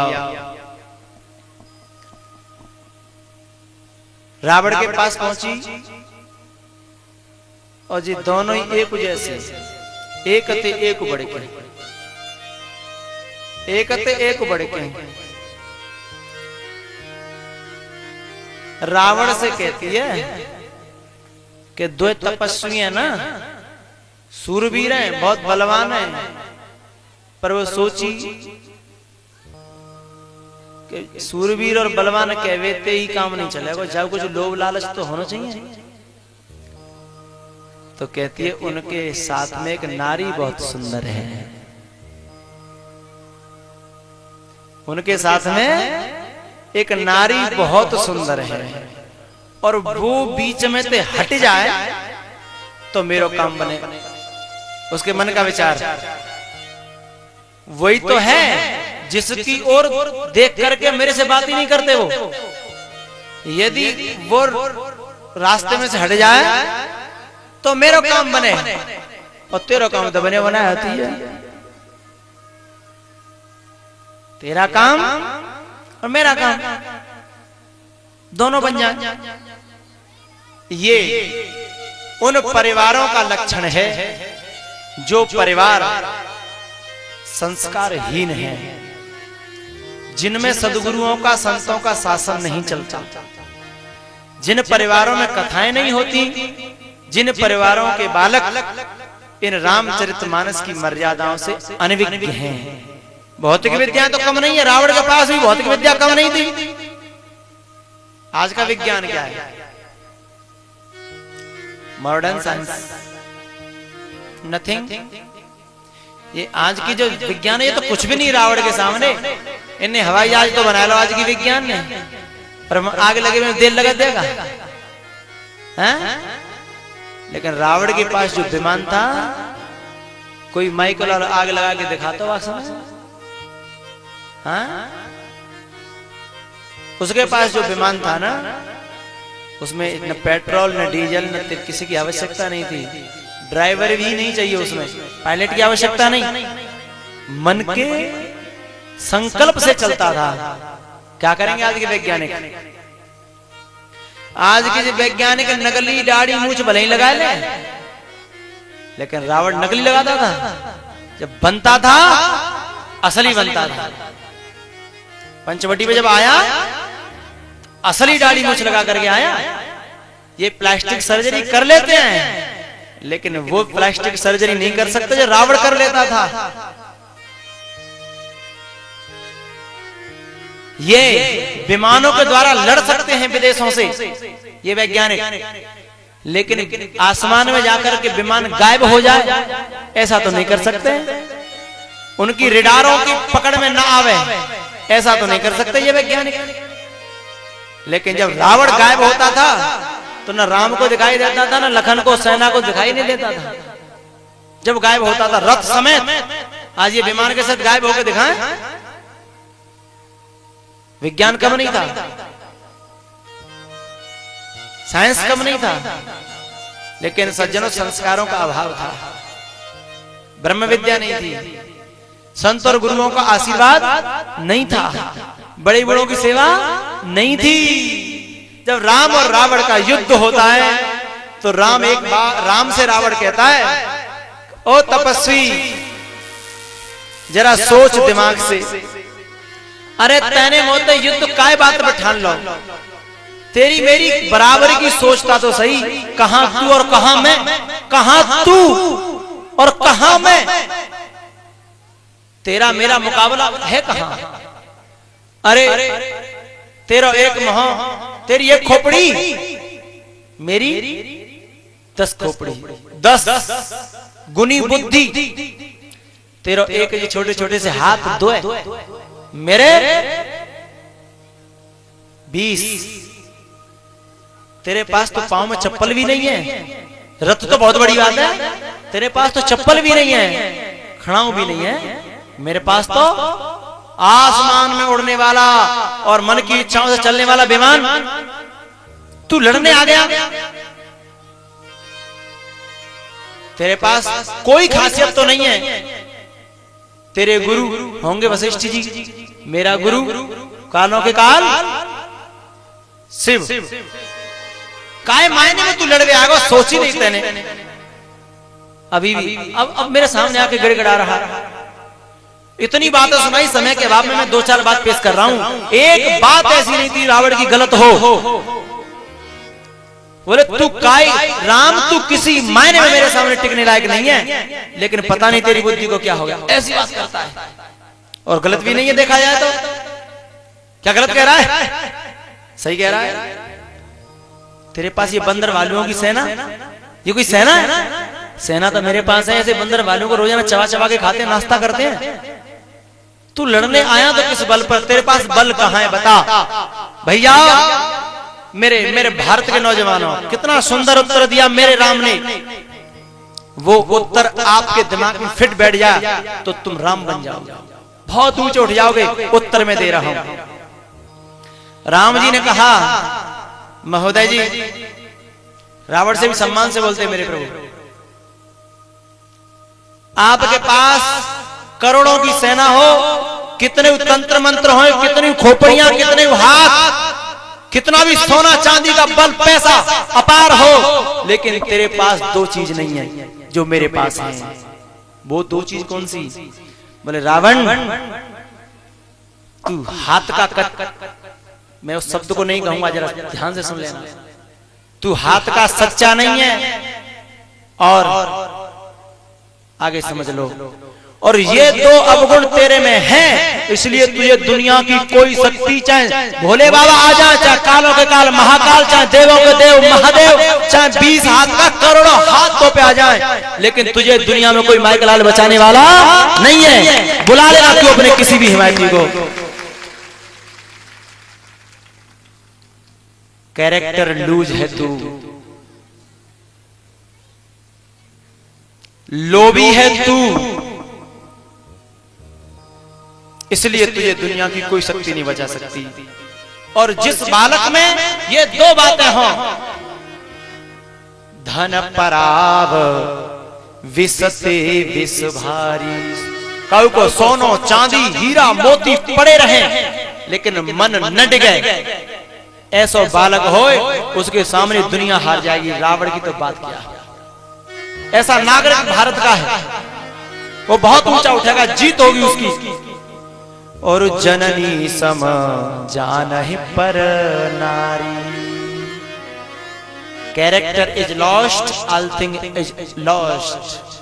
माय डियर इंडियन, मेरे प्यारे भारतीयों, ये सबसे बड़ी दौलत है किसी के पास है तो चरित्र, और चरित्र इसका चला गया, ये धन, ये शरीर, ये तो अदलते बदलते रहते हैं। Money is lost, nothing is lost, health is lost, something, थोड़ा सा चला गया कुछ, क्योंकि शरीर बड़ी मुश्किल से मिलता है। बट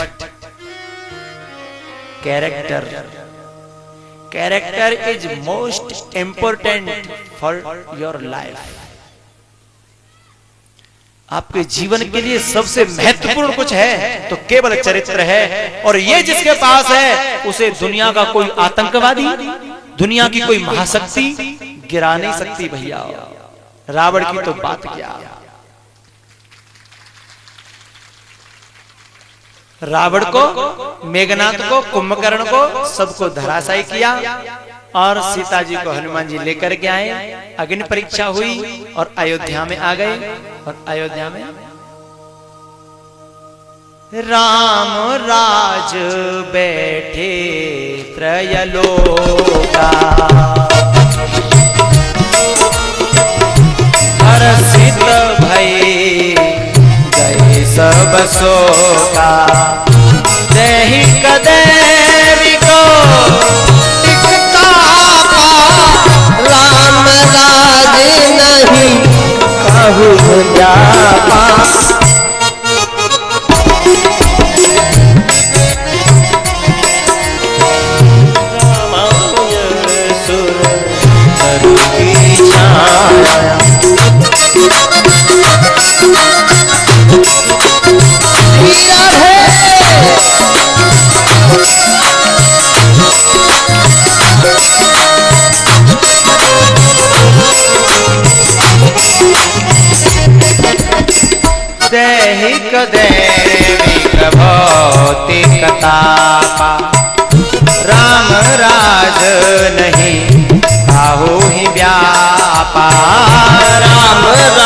ये नहीं काहू है प्यार।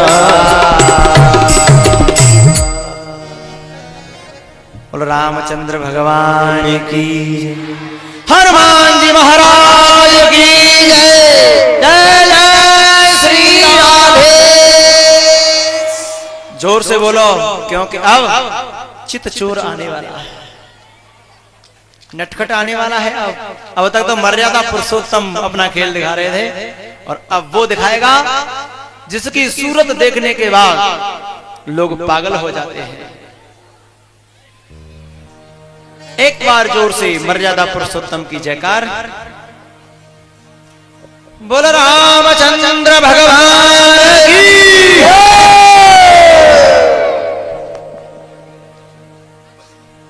अब समय तो बिल्कुल आपका पूरा हो गया भैया, अब तो ओवर टाइम ही करना पड़ेगा, इसलिए वंश को न छू करके मैं जल्दी कर दूं थोड़ा। देवकी वसुदेव ले लेंगे हम, जिनके पास जो भी होगा। वसुदेव और देवकी दोनों को जेल में डाल दिया कंस ने, और वहां भी दोनों की उपासना नहीं छूटी। जेलों में भी जिनकी उपासनाएं नहीं छूटती हैं, फिर भगवान को तो उनके घर में आना पड़ेगा। तो जेल में भगवान चतुर्भुजी रूप में प्रकट हुए, लेकिन देवकी थोड़ी होते हैं, तो नंगे धड़ंगे हो गए।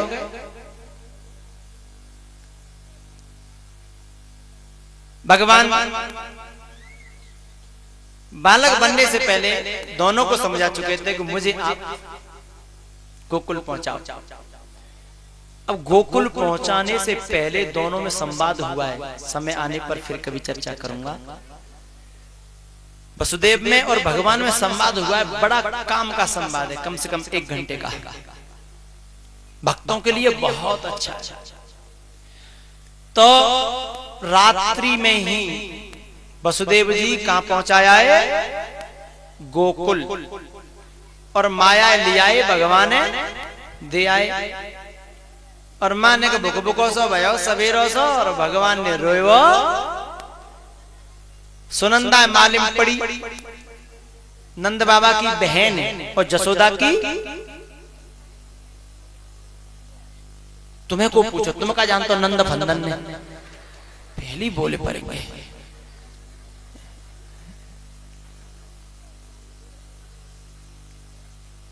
मैया बताएंगी नंद बाबा की कोई बहन और जसोदा की नंदुलिया। वह मालिम परी आवाज आई कानों में और दौड़ पड़ी, लेकिन भगवान ढके हुए थे कपड़े से। अब नंद तो लेबे की होते हैं, फ्री में तो आजकल को तो पहले भी नहीं करते थे, फ्री में तो एक संस्कृत से व्याख्या कर दूं मैं थोड़ी सी। बेटी को कहते हैं दुहित्रा। क्या कहते हैं? दुहित्रा संस्कृत में। और दुहित्रा का अर्थ होता है कि ढोती रहे, ढोती रहे। जब आवे तब ढोवे कोई आवे। अच्छा, जो अच्छी भली मान से होतना है वे तो संधु को दिखावती ना है। चको बाय दिखाए और बाने को जिनको पसंद चको आई ढोवे को है। दुहित्रा शब्द का अर्थ होता है ढोने वाली। ब्याह होए तो खाली कर जाते, पूरे घर ही खाली हो जाते बेचारी की जेब बैंक का और जो कुछ होता है। उसके बाद जिना के तो बस है कि फ्री, अब कोई टेंशन ना, टेंशन खत्म ना भाई। फिर कोई बालक भयो तो फिर चाहिए देवे को, क्या कहते हैं तुम्हारे उसको? चोच को है, चोच को। फिर देवे को चाहिए। फिर बालकों ने के बड़ो ब्याह लाग भयो तो फिर भात देवे को चाहिए। जीवन भर जब तक तुम्हारी जान रहेगी तब तक ढोवे में लगी रहे। साको नाम दुहित्रा, चाहे मत नदुलिया कह ले, चाहे नंद कह लो चाहे दुहित्रा कह लो, एक ही बात है। तो नंद तो अच्छा बहुत सी समझदार नंद को बुलाती नहीं है, बोले कई झंझट हम परे बेकार हैं, हम तो अपने आप सब कर लेंगे। लेकिन नंद बाबा तो उदार थे, जसोदा उदार थी, वो जानती थी कि जन कौन कौन के भागन थे हम पे आ रहे और निकल जाए सो बढ़िया, अच्छो ही अच्छो, इसलिए पहले ही बुला ले। जैसी आवाज गई सो दौड़ी दौड़ी गई और जो कपड़ा से ढके थे ना भगवान, तो आवाज तो मालूम नहीं पड़ रही कि लालाए के, हाँ मालूम नहीं पड़ रही थी। तो बाने भगवान मनाए कि हे भगवान लाली नहीं होए तो को होए लाला, मान क्यों सब देवी देवता मनाए ले, लालच बुरी बला।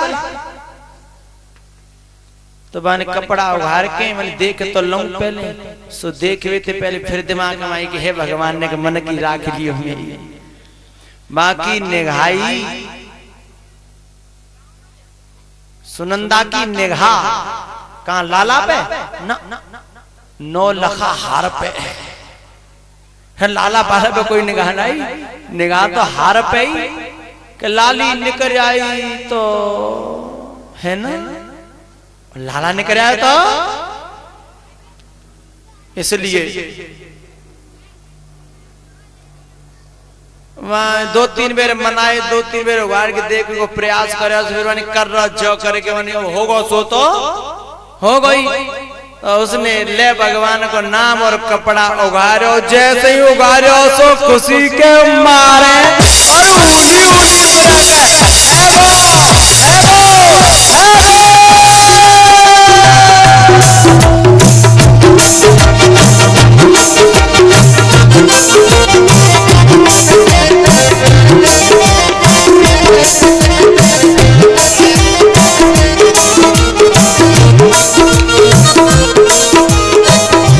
भैया झांकियां आ रही हैं, तब तक आप बैठे रहेंगे।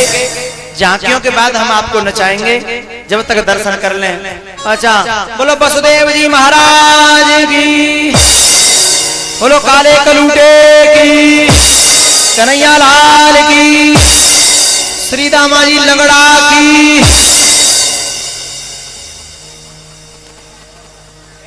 चलो देखिया में नंद घर लाला हुआ, चलो देखिया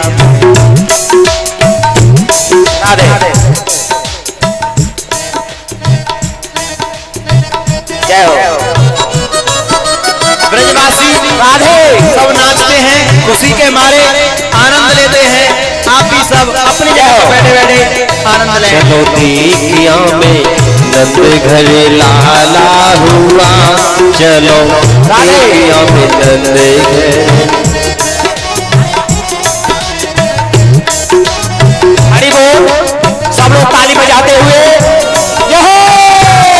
चलो देखिया में नंद घर लाला हुआ, आज दिल का नसीबा उजाला हुआ, चलो देखिया में।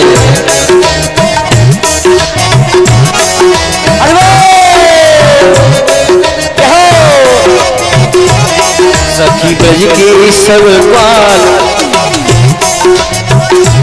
जिसको आइए भैया घूंघट मार के जसोदा मैया। अच्छा जसोदा मैया, हाँ जी, जब 5 लाख जसोदा मैया।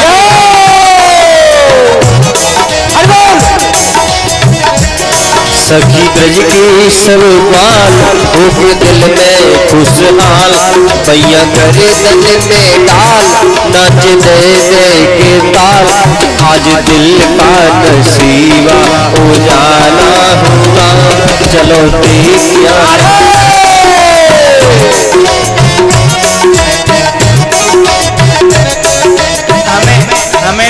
हमें के जसोदा मैया को मोड़ा दिखवाए थे। हाँ भाई जसोदा मैया, नेक चाहिए, नेक कुछ चाहिए इनको। जसोदा मैया ना है, जसोदा पप्पा। अरे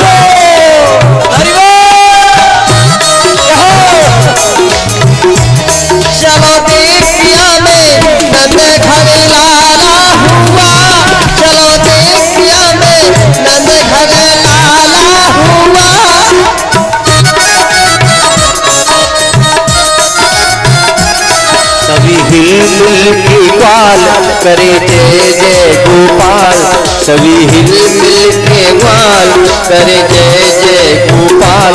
बाजे शंख घड़ियाल जन्म जियो नंदलाल, झूले अंगना में पलना उतारा हुआ, चलो देखिया में नंद घर लाला हुआ।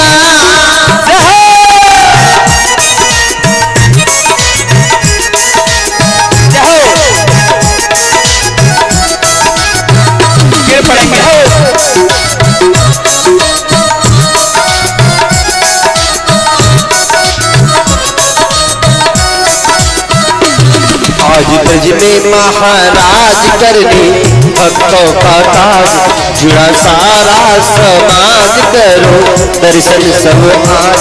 सुख नयनों को पहुँचाने वाला हुआ, चलो देखिया में नंद घर लाला हुआ।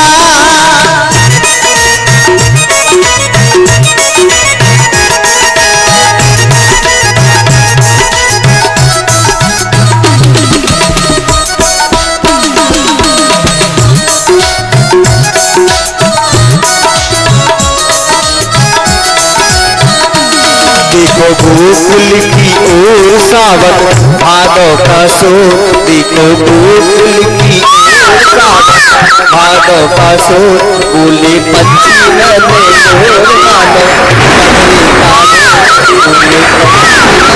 मोर मानो पदरी का बोल, मैं आनंद को बरसाने वाला हुआ, चलो देखिया में नंद घर लाला हुआ। दोबारा बार सभी दोबारा आगे हो।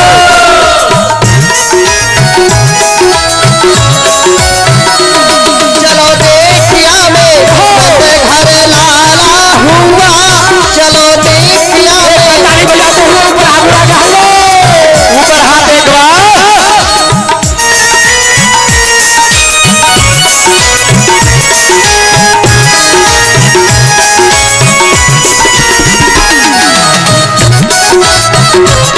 लौट जाओ वापस, जय हो। चलो देखिया में नंद घर लाला हुआ, चलो देखिया में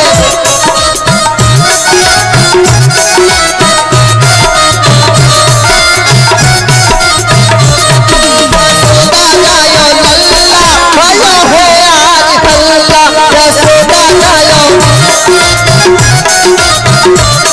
यशोदा गायो लल्ला भयो है आज हल्ला।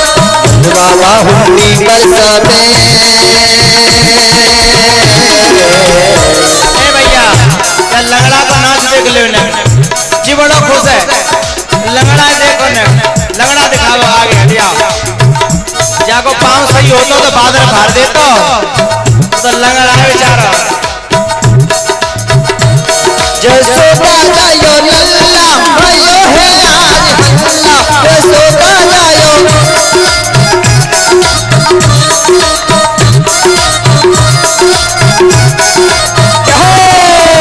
बाबा हुंडी बरसाते बाटे जदी छल्ला, यशोदा गायो लल्ला भयो है आज हल्ला।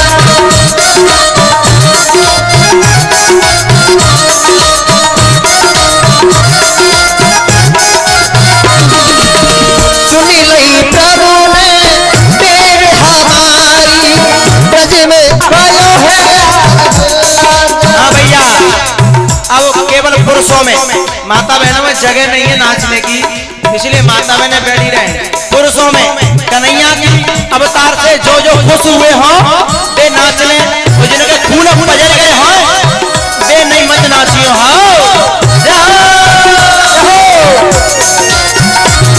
यशोदा गायो लल्ला भयो है आज हल्ला।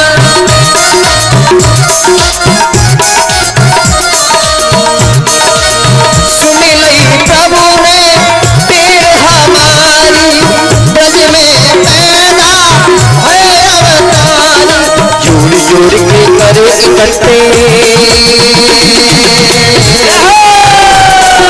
जोड़ जोड़ कट्टे पाऊसड़ और गल्ला जसोदा जायो लहला आयो हे यार हल्ला जसोदा जायो।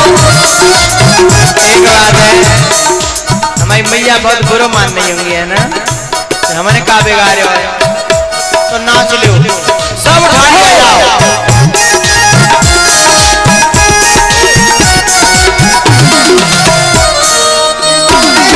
चलो नंद के द्वार काल के दर्शन करिया में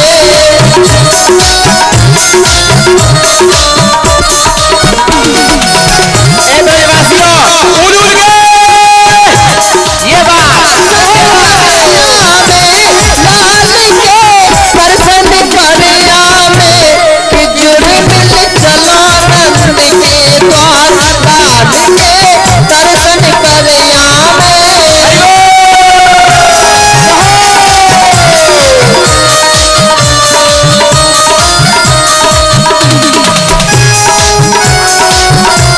घर जाओगे तो गड़बड़ हो जाएगा, जम के चलो।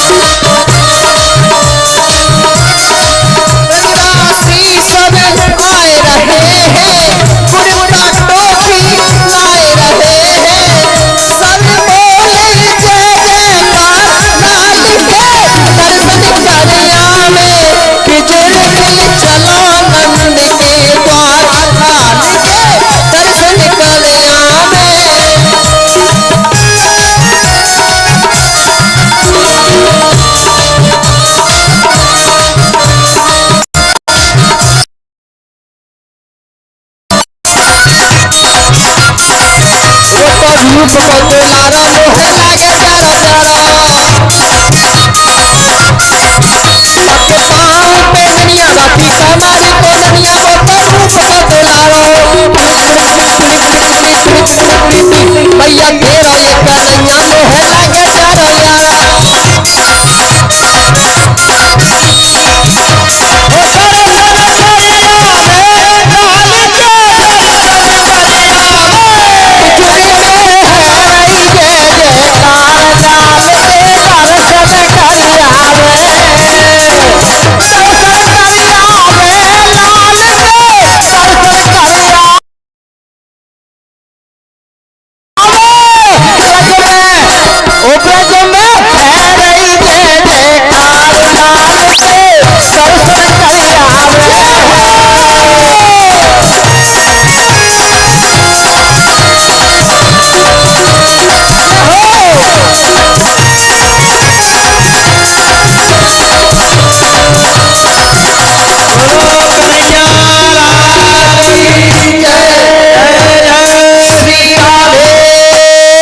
यारा बेचारे हार गए और टॉपी आके परी ना कजून के बेचारे के मोहने में लग गई पर टॉपी ना मिली है ना।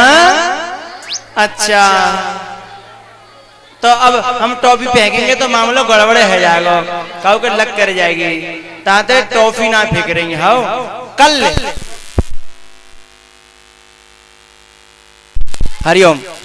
हाँ ये प्रसाद हम कल जब आएंगे ना शुरू में तभी फेंकेंगे, जो भीड़ कम होगी न पल्ले ज्यादा पड़ेंगी और हम फेंके में सुविधा और व्यवस्थापक और भी ज्यादा सी लिया में टॉपी। ठीक है कल। और कल सबसे बढ़िया सूचना कल है फूलों की,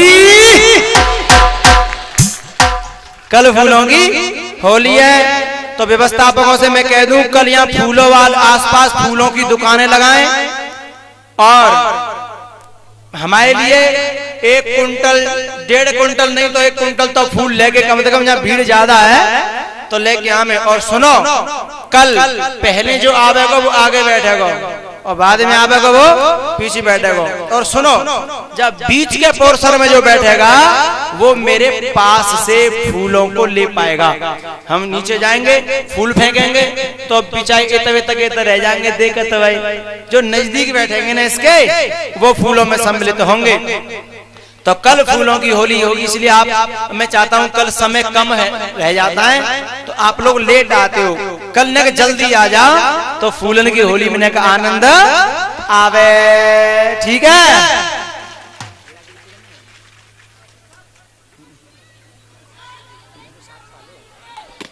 अच्छा सुनो, कल दो काम है, फूलन की होली तो है ही, पर संग में गिरिराज जी की पूजा, तो का बना के लाओगे? पुआ डालडा के, घी के नहीं हो तो तेल के बनाए लियो हो, पर बाय मत लियो जामे भैंसिन को और चर्बी फरबी आती है ना, ये तो तेल को बढ़िया सबसे बढ़िया बनाए लियो। और ऐसे नहीं तुम धल्ला में ऐसा ऐसा मोटा आया हो कच्चो भीतर ते, हल्के हल्के छोटे छोटे हैं ऐसे बना के लियो और मैं प्रसाद पर चढ़ा दियो, वो ने फिर इकट्ठे करके मैं मंगा लूंगा। फूलन की होली से पहले लुटा देंगे या बाद में लुटाऊंगा, बाद की बात है। और फूल कल लेके आइयो सब जने, नहीं तो रह जाओगे खाली हाथ, है ना। कोई 1 किलो लियो, कोई 2 किलो, कोई 3 किलो, कोई 4 किलो, कोई 5 किलो। आरती गाऊं प्यारे तुमको रमण बिहारी तेरी आरती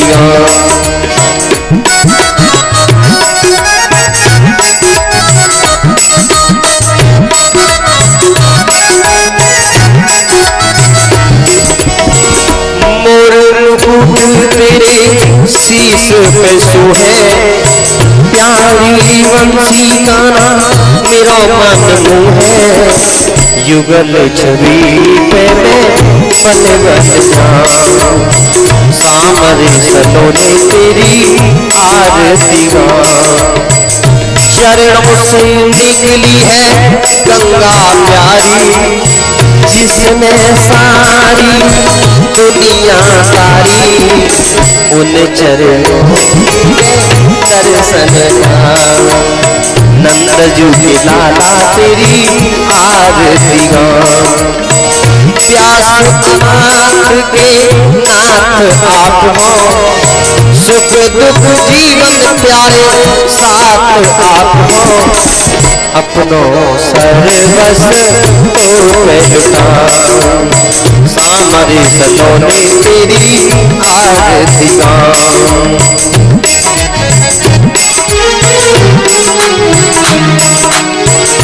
वृंदावन में वजत पखाई, गोपी वाल मिले आरती गाई, आरती करत यशोदा माई, हरि सभा में तो मनाऊं, हे गिरधारी तेरी आरती गाऊं।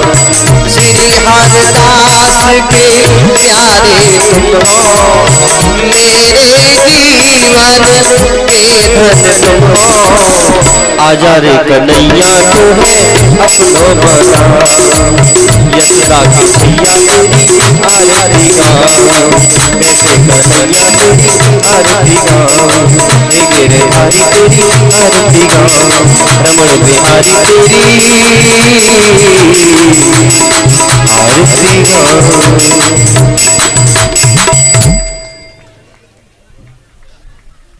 हरि ओम जगनेन यज्ञमयजन्त देवास्तानि धर्माणि प्रथमान्यासन्नः ते अनागं महिमानः सचन्द्रजद्र पूर्वे साध्याः सन्ति देवा। ओम राजाधिराजाय प्रसय्यसायिने नमो वयं वैश्रवणाय कुर्महे, समे कामान् कामकामाय मह्यं कामेश्वरो वैश्रवणो ददातु। कुबेराय वैश्रवणाय महाराजाय नमः। हरि ओम एकदन्ताय विद्महे वक्रतुण्डाय धीमहि तन्नो दन्त